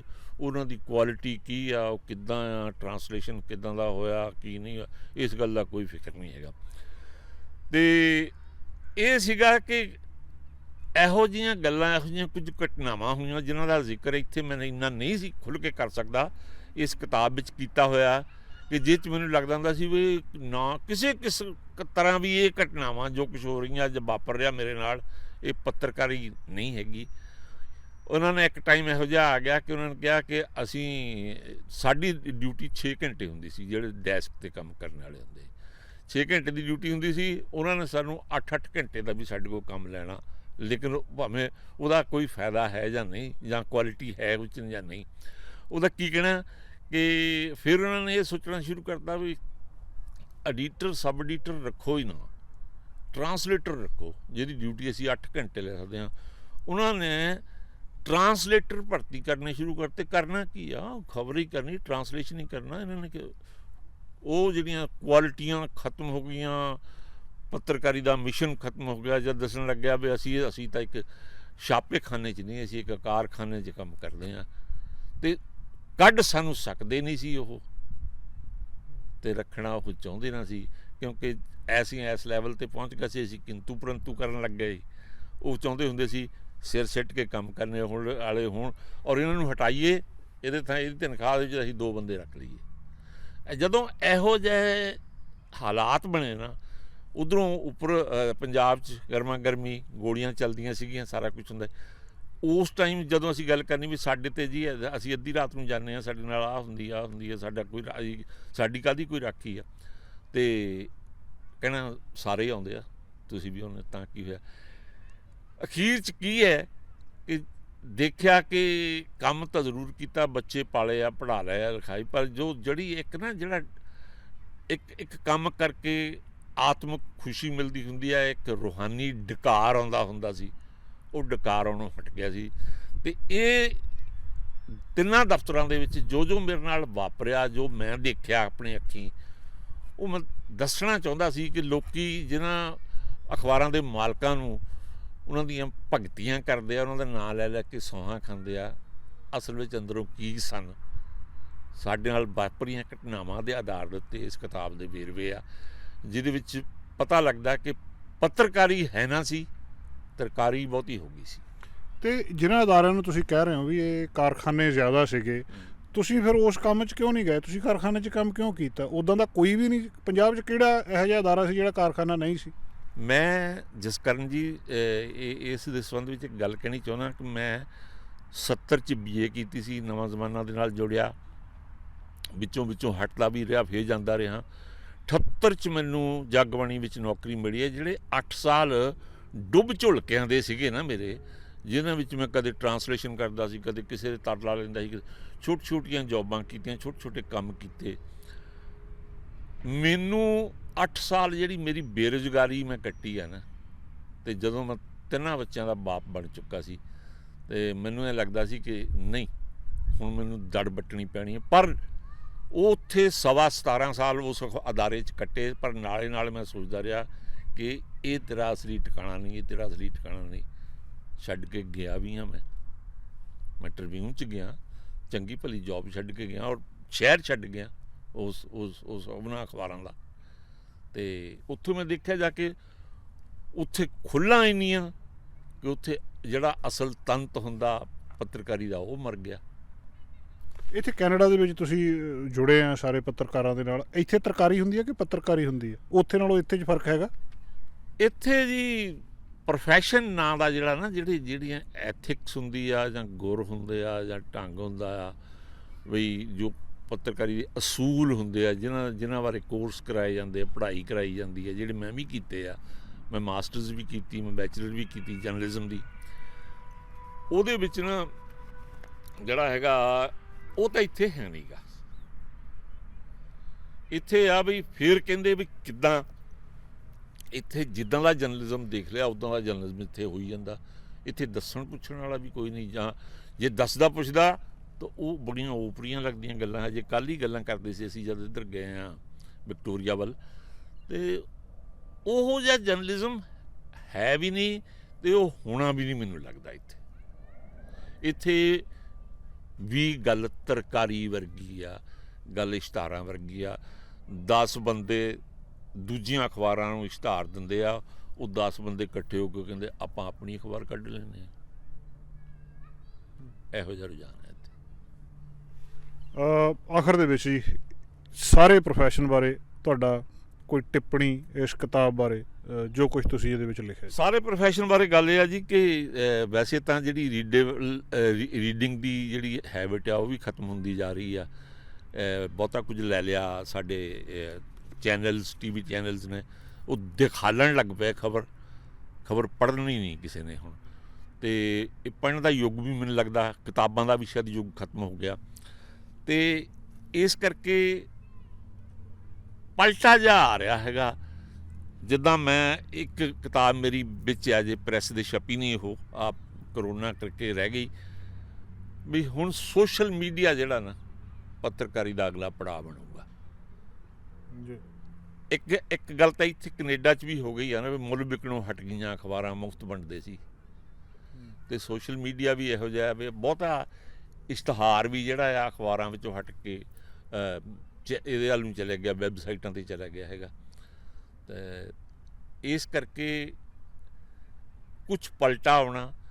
ਬਾਕੀ ਜਿਹੜਾ ਸੋਸ਼ਲ ਮੀਡੀਆ ਉਹਦੇ ਵਿੱਚ ਤੁਸੀਂ ਪਾਠਕ ਵੀ ਆਪ ਹੀ ਹੁੰਦੇ ਆ, ਤੁਸੀਂ ਐਡੀਟਰ ਵੀ ਆਪ ਹੀ ਹੁੰਦੇ ਆ, ਰਿਪੋਰਟਰ ਵੀ ਆਪ ਹੁੰਦੇ ਆ ਜੀ। ਤੁਸੀਂ ਆਪ ਹੀ ਸਾਰਾ ਕੁਝ ਕਰਨਾ। ਤੇ ਤੁਹਾਡਾ ਅਖਬਾਰ ਵੀ ਚਾਹੇ ਉਹਨੂੰ ਡੇਲੀ ਬਣਾ ਲਓ, ਚਾਹੇ ਤੁਸੀਂ 8 ਦਿਨਾਂ ਬਾਅਦ ਖੋਲ੍ਹ ਕੇ ਦੇਖ ਲਓ। ਤੇ ਜਿਹੜੀਆਂ ਖਬਰਾਂ ਕੱਲ੍ਹ ਨੂੰ ਸਵੇਰੇ ਅਸੀਂ ਪੜ੍ਹਨੀਆਂ ਹੁੰਦੀਆਂ ਉਹ ਅੱਜ ਤੁਹਾਨੂੰ ਸੋਸ਼ਲ ਮੀਡੀਆ 'ਤੇ ਮਿਲਦੀਆਂ ਹੈਗੀਆਂ। ਇਸ ਕਰਕੇ ਲੱਗਦਾ ਆ ਵੀ ਪ੍ਰਿੰਟ ਜਰਨਲਿਜ਼ਮ ਜਿਹੜਾ ਉਹ ਖਤਮ ਹੋ ਰਿਹਾ ਹੈਗਾ ਤੇ ਇਲੈਕਟ੍ਰੋਨਿਕ ਤੇ ਜਿਹੜਾ ਵਿਜ਼ੂਅਲ ਵਾਲਾ ਜਰਨਲਿਜ਼ਮ ਆ ਇਹ ਵੱਧ ਰਿਹਾ ਤੇ ਫੈਲ ਰਿਹਾ ਹੈਗਾ। ਬਹੁਤ ਬਹੁਤ ਮਿਹਰਬਾਨੀ ਜੀ, ਸ਼ੁਕਰੀਆ। ਦੋਸਤੋ, ਬਖਸ਼ਿੰਦਰ ਹੋਣਾ ਦੇ ਨਾਲ ਅਸੀਂ ਗੱਲਬਾਤ ਕੀਤੀ ਇਸ ਕਿਤਾਬ ਬਾਰੇ। ਜ਼ਰੂਰ ਪੜ੍ਹੋ। ਜਿਹੜੇ ਪੱਤਰਕਾਰੀ ਦੇ ਵਿੱਚ ਥੋੜ੍ਹਾ ਬਹੁਤਾ ਵੀ ਦਿਲਚਸਪੀ ਜਿਹਨਾਂ ਦੀ ਹੈਗੀ ਹੈ ਜਾਂ ਇਸ ਕਿੱਤੇ ਨਾਲ ਜੁੜੇ ਉਹਨਾਂ ਨੂੰ ਪੜ੍ਹਨਾ ਚਾਹੀਦਾ। ਅੱਜ ਸਮਾਂ ਬਦਲ ਚੁੱਕਿਆ, ਹਾਲਾਤ ਬਦਲ ਚੁੱਕੇ ਆ, ਪਰ ਜਿਹੜੀਆਂ ਮੁੱਢਲੀਆਂ ਗੱਲਾਂ ਕਿਤੇ ਨਾ ਕਿਤੇ ਉਹੀ ਨੇ। ਇਸ ਕਿਤਾਬ ਦੇ ਵਿੱਚ ਇਹਨਾਂ ਨੇ ਆਪਣੇ ਜੀਵਨ ਦਾ ਤਜਰਬਾ, ਆਪਣਾ ਅਨੁਭਵ ਸਾਂਝਾ ਕੀਤਾ। ਕੈਮਰਾਮੈਨ ਅਮਿਤ ਪਨੇਸਰ ਨਾਲ ਜਸਕਰਨ, ਚੈਨਲ ਪੰਜਾਬੀ, ਸਰੀ। ਸਾਡਾ ਹਰ ਇੱਕ ਪ੍ਰੋਗਰਾਮ ਦੇਖਣ ਤੇ ਸਾਡੇ ਨਾਲ ਜੁੜਨ ਲਈ ਸਬਸਕ੍ਰਾਈਬ ਕਰੋ ਚੈਨਲ ਪੰਜਾਬੀ ਤੇ ਨੋਟੀਫਿਕੇਸ਼ਨ ਲਈ ਬੈਲ ਆਈਕਨ ਵਾਲੇ ਬਟਨ ਤੇ ਕਲਿੱਕ ਕਰੋ।